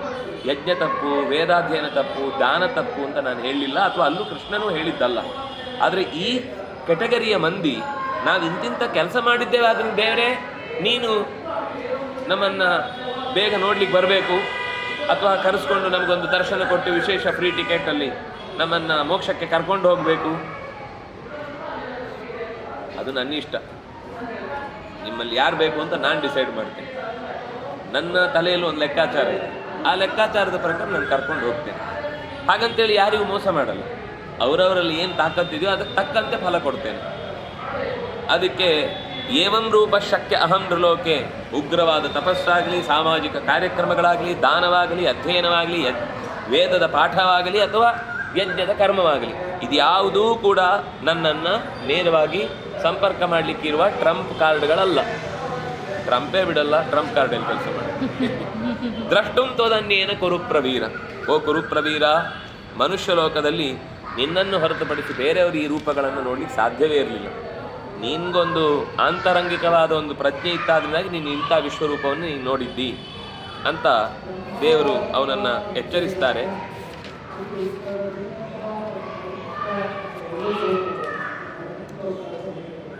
ವ್ಯಥೆ ಮಾಡಬೇಡ. ಅವನಿಗೀಗ ಏನಾಗಿದೆ, ಪ್ರವ್ಯಥಿತಂ ಮನೋಮೇ ಎಂದ. ನನಗೆ ಅದನ್ನು ಅರ್ಥ ಮಾಡ್ಕೊಳ್ಳಿಕ್ಕಾಗದೆ ತಲೆಯೆಲ್ಲ ಒಂಥರ ಬಿಂಗ್ರಿ ಆಗಿಬಿಟ್ಟಿದೆ ಅಂತ. ಏನು ಯೋಚನೆ ಮಾಡಿದೆ, ಇಷ್ಟೊತ್ತು ಏನು ತಿಳ್ಕೊಂಡೆ, ಅದು ಯಾವುದು ತಲೆ ಒಳಗಳು ಮಾತೇ ವ್ಯಥ ಮಾಚ ವಿಮೂಢ ಭಾವ. ಏನೇನೋ ತಲೆ ಕೆಡಿಸ್ಕೊಂಡು ತುಂಬ ಅದು ನೆನ್ಪಿಟ್ಕೊಳ್ಬೇಕು, ಇದು ನೆನ್ಪಿಟ್ಕೊಳ್ಬೇಕು, ಇದು ಅರ್ಥ ಮಾಡ್ಕೊಳ್ಬೇಕು, ಅದು ಅರ್ಥ ಮಾಡಬೇಕು, ಏನು ಯೋಚನೆ ಮಾಡಬೇಡ. ನೀನು ಏನೀಗ ನನ್ನ ಘೋರವಾದ ರೂಪವನ್ನು ನೋಡಿದ್ದಿ, ಅದು ನಿನಗೇನು ಬಾಧಕ ಅಲ್ಲ. ದೇವರು ಇಷ್ಟೆಲ್ಲ ಇದ್ದರೆ ಕೆಲವು ಸತ್ಯಗಳು ಗೊತ್ತಾದರೆ ಬದುಕಲಿಕ್ಕೆ ಕಷ್ಟ ಆಗುತ್ತೆ. ಆದರೆ ಇಲ್ಲಿ ನೀನು ಅಂಥದ್ದೇನು ನೋಡಿದ್ರು ಅದು ಯಾವುದು ನಿನಗೆ ಜೀವ ಭಯಕ್ಕೆ ಕಾರಣವಾಗುವಂಥದ್ದಲ್ಲ. ನಿನಗೆ ಅಂಥದ್ದೇನು ತೊಂದರೆ ಕೊಡಲ್ಲ. ಅದು ದೃಷ್ಟ್ವಾ ರೂಪಂ ಘೋರಮೀದ್ರಂಗ್ ಮಮೇದಂ ವ್ಯಪೇತ ಭೀಹಿ. ಭಯ ಬಿಡು. ಭಗವಂತನ ದರ್ಶನ ಆದಾಗ ಭಯ ಹೋಗಬೇಕು. ನೀನು ಅದನ್ನೇ ನೋಡಿ ಪ್ರವ್ಯವತಿತಂ ಮನೋಮೆ ಅಂದರೆ ಅಯ್ಯೋ ಅದು ದಡ್ಡತನ ಥರ ಏನೇನೋ ಯೋಚನೆ ಮಾಡಬೇಡ. ಬಿಡು. ಒಳಗಿನಿಂದ ಇದ್ದ ಅಂಜಿಕೆಯನ್ನು ದೂರಪಡಿಸು. ಪ್ರೀತಿಯಿಂದ ಕೂಡಿದ ಮನಸ್ಸಿನಿಂದ ಮತ್ತೆ ಮತ್ತೆ ಆಗ ನೋಡಿದ ರೂಪವನ್ನು ಸ್ವಲ್ಪ ಧಾರಣೆ ಮಾಡು. ತೋರಿಸಿದ ತಕ್ಷಣ ಅದು ಉಳಿಯಲ್ಲ. ತೋರಿಸಿ ಆದಮೇಲೆ ಮನಸ್ಸಲ್ಲದೊಂದು ಗಾಢ ಪ್ರಭಾವದಿಂದ ಒಂಚೂರು ರೇಖೆಗಳು ಹಾಗೆ ಇರುತ್ತೆ ಒಳಗಿನಿಂದ. ಅದನ್ನು ಮತ್ತೊಮ್ಮೆ ಕಾನ್ಸಂಟ್ರೇಟ್ ಮಾಡು. ಅದನ್ನು ಮತ್ತೊಮ್ಮೆ ರೀಕಲೆಕ್ಟ್ ಮಾಡು. ಅದನ್ನು ಮತ್ತೊಮ್ಮೆ ಎಲ್ಲಿಯಾದರೂ ಒಂದು ಕಡೆ ಚಿತ್ತದಲ್ಲಿ ನೆನಪಿನ ಬುದ್ಧಿಯಲ್ಲಿ ಸಂಗ್ರಹ ಮಾಡಿ ಇಡು. ಮತ್ತೆ ಮತ್ತೆ ಅದನ್ನು ನೆನಪಿಸಿಕೊ. ಅದು ನೆನಪಿಸುವಾಗ ಅದು ನೆನಪಾಗಬೇಕು. ಈಗ ಅದನ್ನು ನೋಡಿ ಇಲ್ಲಿ ನೆನಪು ಮಾಡ್ಕೊಳ್ಳಿಕ್ಕೆ ರೆಡಿ ಮಾಡಿದ್ದು. ಮುಂದೆ ಇದನ್ನು ನೋಡಿದಾಗ ಅದು ನೆನಪಾಗಬೇಕು. ಅದು ನೆನಪಾಗಿ ಮತ್ತೆ ಮತ್ತೆ ಮತ್ತೆ ರೀಜನ್ರೇಟ್ ಆಗ್ತಾ ಇರುತ್ತೆ ಒಳಗಿನ ಪ್ರೋಗ್ರಾಮ್. ಯಾವುದೇ ಒಂದು ಕೆಲಸ ಮಾಡುವಾಗ ನಮಗೊಂದು ಜವಾಬ್ದಾರಿ ಕೊಟ್ಟಾಗ ಅದರ ಹಿಂದೆ ಮುಂದೆ ಏನೇನಿದೆ ಅಂತ ಯೋಚಿಸಿ ಅದಕ್ಕೆ ಬೇಕಿರುವ ಸಬ್ ಟೈಟಲ್ಗಳನ್ನು ನಾವೇ ಮನಸ್ಸಿನಲ್ಲಿ ಮಾಡ್ಕೊಳ್ಬೇಕು. ಮಾಡಿಕೊಂಡ್ರೆ ಗೊತ್ತಾಗುತ್ತೆ. ಯಾರೋ ಒಬ್ಬರು ರಸ್ತೆಯಲ್ಲಿ ಹೋಗುವಾಗ ಬಿದ್ದರು, ಯಾರೋ ಎತ್ತಿದ್ರು, ನೋಡ್ದ, ಅನ್ನಿಸ್ತು ನಾನು ಹಾಗೆ ಮಾಡಬೇಕು ಅಂತ. ಅಷ್ಟಾಗಿ ಸ್ವಲ್ಪ ದೂರದಲ್ಲಿ ಹೋಗುವಾಗ ಈ ರಸ್ತೆಯಲ್ಲಿ ಹೋಗ್ತಾ ಇದ್ದೆ, ಇಲ್ಲಿ ಎಲ್ಲೋ ಬಿದ್ದರು. ಅಯ್ಯೋ ನಾನು ಇಲ್ಲಿ ತನಕ ಬಂದೆ, ಆ ರಸ್ತೆಯಲ್ಲಿ ತಾನೇ ಬಿದ್ದಿದ್ದು, ತೊಂದರೆ ಇಲ್ಲ ರೀ, ಎತ್ಕೊಂಡು ಹೋಗ್ತಾರೆ ನೋಡಿ ಒಂಥರ. ಅಷ್ಟೊತ್ತಿಗೆ ನಮಗೆ ಈ ಹಿಂದೆ ಒಂದು ಜಾಗೃತಿ ಆಗಿತ್ತಲ್ಲ, ಹೀಗೆ ಯಾರಿಗಾದ್ರೆ ನಾ ಮಾಡಬೇಕು ಅಂತ, ಅದನ್ನು ಹೇಳ್ಕೊಂಡು ಯೋಚನೆ ಮಾಡುವಾಗೇ ಬಂದಿರುತ್ತೆ ಅಂಥದ್ದೊಂದು ಪ್ರಸಂಗ. ಅದರ ಮನಸ್ಸಿಗೆ ಮತ್ತೆ ಪ್ರಶ್ನೆ, ಯಾಕೆ ಸುಮ್ಮನೆ ಯಾರದೋ ಸಮಸ್ಯೆಯಲ್ಲಿ ನಾವು ಯಾಕೆ ಹೋಗಿ ಸಿಕ್ಕಾಕೋಬೇಕು, ಮತ್ತು ಅವನು ನೀನೇ ಕಳ್ಳತನ ಮಾಡಿದ್ದು ಅಂತ ತಲೆ ಮೇಲೆ ಗೂಬೆ ಕೂಡಿಸಿದ್ರೆ ಅದು ಇನ್ನೂ ಕಷ್ಟ ಅಂತ ನಮ್ಮ ಹತ್ರ ಆಗೊಂದು ಲಾಜಿಕ್ ಉಳಿಯುತ್ತೆ, ಬಿಟ್ಬಿಡ್ತೇವೆ. ಆದರೆ ನಿಜವಾಗಿ ಕೃಷ್ಣ ಹೇಳ್ತಾನೆ, ಮನಸ್ಸಿನಿಂದ ನಮಗೆ ಏನು ಮಾಡಬೇಕು ಅಂತ ಒಂದು ಪ್ರಾಮಾಣಿಕವಾಗಿ ಅನ್ನಿಸಿದೆ ದೇವರ ಕುರಿತಾದ ಪ್ರಜ್ಞೆಯಿಂದ, ಅದನ್ನು ವ್ಯಪೇತ ಭೀಹಿ, ಭಯವನ್ನು ಕಳಚಿಕೊಂಡು ಭಗವಂತನ ನಿಜವಾದ ರೂಪವನ್ನು ಏನು ನೀನು ನೋಡಿದ್ದಿ ಅದನ್ನು ನಾನು ತೋರಿಸಿದ್ದೊಂದಿಷ್ಟ ಆಯ್ತಲ್ವ, ಪ್ರತಿನಿತ್ಯ ಮತ್ತೆ ಮತ್ತೆ ನೆನೆದು ಪ್ರಪಶ್ಯ, ಮತ್ತೆ ಮತ್ತೆ ನೆನೆದು ಅದನ್ನು ನೋಡ್ಬೇಕು. ಈಗ ನಾವು ದೇವಸ್ಥಾನಕ್ಕೆ ಹೋದಾಗಲೂ ನಮಸ್ಕಾರ ಮಾಡಿ ಕಣ್ಣು ಮುಚ್ಚುತ್ತೇವೆ. ಯಾಕೆಂದರೆ ಆ ರೂಪವನ್ನು ಮನೆಗೆ ತರಬೇಕು. ನಾವು ಫೋಟೋ ತೆಗಿತೇವೆ ಕೆಲವೊಮ್ಮೆ, ಅದು ಫೋಟೋದಲ್ಲಿ ಮತ್ತೆ ಮೆಮೊರಿ ಫುಲ್ ಆಯಿತು ಅಂತ ಡಿಲೀಟ್ ಮಾಡ್ತೇವೆ. ಚೆನ್ನಾಗಿಲ್ಲ, ಯಾಕೋ ಬಹಳ ಹಳೇದಾದ ತಕ್ಷಣ ಅದು ಚೆನ್ನಾಗಿಲ್ಲ ಅನ್ಸ್ಲಿಕ್ಕೆ ಶುರುವಾಗುತ್ತೆ. ತುಂಬ ಹಳೇದಾದಾಗ ಹುಡುಕಿ ಬೇಕು ಅಂತೇವೆ. ಸ್ವಲ್ಪ ಹಳೇದಾಗ ನಾನು ಡಿಲೀಟ್ ಮಾಡಿಬಿಡ್ತೇವೆ. ಡಿಲೀಟ್ ಮಾಡಿದ್ಮೇಲೆ 4 ದಿವಸ ಆದಮೇಲೆ ಅದೇ ವಿಷಯಕ್ಕೆ ಏನೋ ಒಂದು ಪ್ರಶ್ನೆ ಬರುತ್ತೆ, ಅದು ಬೇಕಿತ್ತು ಅಂತ ಅನಿಸುತ್ತೆ, ಆ ಹುಡುಕ್ತೇವೆ, ಸಿಗಲ್ಲ. ಇದು ನಿಜವಾಗಿ ಭಗವಂತನನ್ನು ಕಂಡ ಮೇಲೆ ಅವನ ನೆನಪು ಮಾಡಿಕೊಳ್ಳಿಕ್ಕೋಸ್ಕರ ಆ ರೂಪವನ್ನು ತೋರಿಸುವುದಲ್ಲಿ. ಹೀಗೆ ಅರ್ಜುನ ಹೇಳಿ ಆದಮೇಲೆ ಸಂಜಯ ಹೇಳ್ತಾನೆ, ಇತ್ಯರ್ಜುನಂ ವಾಸುದೇವಸ್ತಥೋಕ್ತ. ವಾಸುದೇವ ಅರ್ಜುನನ ಕುರಿತು ಹೀಗೆ ಹೇಳಿದ ಮೇಲೆ ಸ್ವಕಂ ರೂಪಂ, ತನ್ನ ರೂಪವನ್ನು ತೋರಿದ, ದರ್ಶಯಾಮಾಸ ಭೂಯ, ಮತ್ತೆ ಮತ್ತೆ ತೋರಿಸಿದ, ಆಶ್ವಾಸಯಾಮಾಸ ಚ, ಧೈರ್ಯವನ್ನು ತುಂಬಿದ, ಭೀತಂ ಏನಂ ಅರ್ಜುನಂ ಆಶ್ವಾಸಯಾಮಾಸ, ಭಯದಿಂದ ಹೆದರಿದ. ಅವನಿಗೆ ಭೂತದ್ದೊಂಚೂರು ಭಯ ಇತ್ತು, ಸುದ್ದಿ ಬಂತಲ್ಲ ಏನೇನೋ ಆಗುತ್ತೆ ಹಾಗೆ ಹೀಗೆ ಅಂತ. ಹಾಗೆ ಇಲ್ಲಿ ಆಶ್ವಾಸಯಾಮಾಸದ ಭೀತಂ ಏನಂ ಭೂತ್ವಾ ಪುನಃ ಸೌಮ್ಯ ವಪುಃ ಮಹಾತ್ಮ. ನಾನು ಮತ್ತೆ ಬರ್ತೇನೆ, ಸೌಮ್ಯ ಶರೀರನಾಗಿ ಬರ್ತೇನೆ, ನಾನು ಮತ್ತೆ ಮರಳಿ ಬರ್ತೇನೆ. ಆದರೆ ನಾನು ನೇರವಾಗಿ ಬರ್ತೇನೆ ಅಂತ ಹೇಳಿಲ್ಲ. ಕಲಿಯುಗದಲ್ಲಿ ಮತ್ತೆ ನೇರವಾದ ಪ್ರವೇಶ ಇಲ್ಲ. ಅದನ್ನಾಗಿ ಇನ್ನೊಬ್ಬನ ಶರೀರದ ಮೂಲಕ ಯಾರಾದರೊಬ್ಬರು ಗುರುಗಳ ದಾರಿಯಲ್ಲಿ ನನ್ನ ಅಸ್ತಿತ್ವವನ್ನು ಮತ್ತೆ ತಂದುಕೊಳ್ತೇನೆ ಅಂತ ಸೌಮ್ಯ ವಪು, ಅತ್ಯಂತ ಸಮಾಧಾನದ ವಪುವಾಗಿ, ಸಮಾಧಾನದ ಶರೀರದವನಾಗಿ ನಾನು ಕಾಣಿಸಿಕೊಳ್ತೇನೆ ಮಹಾಭಾರತದಲ್ಲಿ. ಅಂದರೆ ಈ ಏನು ದರ್ಶನದ ಭಾಗದಲ್ಲಿ ನಾನು ಮತ್ತೆ ಕಾಣಿಸಿಕೊಳ್ತೇನೆ ಅಂತ ಅರ್ಜುನನಿಗೆ ತನ್ನ ರೂಪವನ್ನು ತೋರಿ ಉಪಸಂಹಾರದ ಪ್ರಕ್ರಿಯೆಯನ್ನು ಹೇಳಿ, ಮತ್ತೊಂದು ಸರ್ತಿ ಅದಕ್ಕೆ ಕನ್ಕ್ಲೂಷನ್ ಅಂದರೆ ಏನು ಹೇಳಬೇಕಿತ್ತು ಅದನ್ನು ಪೂರ್ತಿ ಹೇಳಿ, ಭಯಗೊಂಡಿದ್ದಂತಹ ಅರ್ಜುನನನ್ನು ಆಶ್ವಾಸಯಾಮಾಸ, ಭಯಗೊಂಡಿದ್ದ ಅರ್ಜುನನನ್ನು ಸಮಾಧಾನಪಡಿಸಿತಾ ಅನ್ನುವಲ್ಲಿಗೆ ಇವತ್ತಿನ ಚಿತ್ರಣವನ್ನು ಮುಕ್ತಾಯ ಮಾಡೋಣ. ನಾಳೆ ಅಂದರೆ ಮುಂದಿನ ತರಗತಿಯಲ್ಲಿ ಮತ್ತೆ ಮುಂದಿನ ಭಾಗದ ಅನುಸಂಧಾನ ಮಾಡೋಣ. ಶ್ರೀಹರಿಪ್ರಿಯತಾಂ ಶ್ರೀಕೃಷ್ಣಾರ್ಪಿತಮಸ್ತು.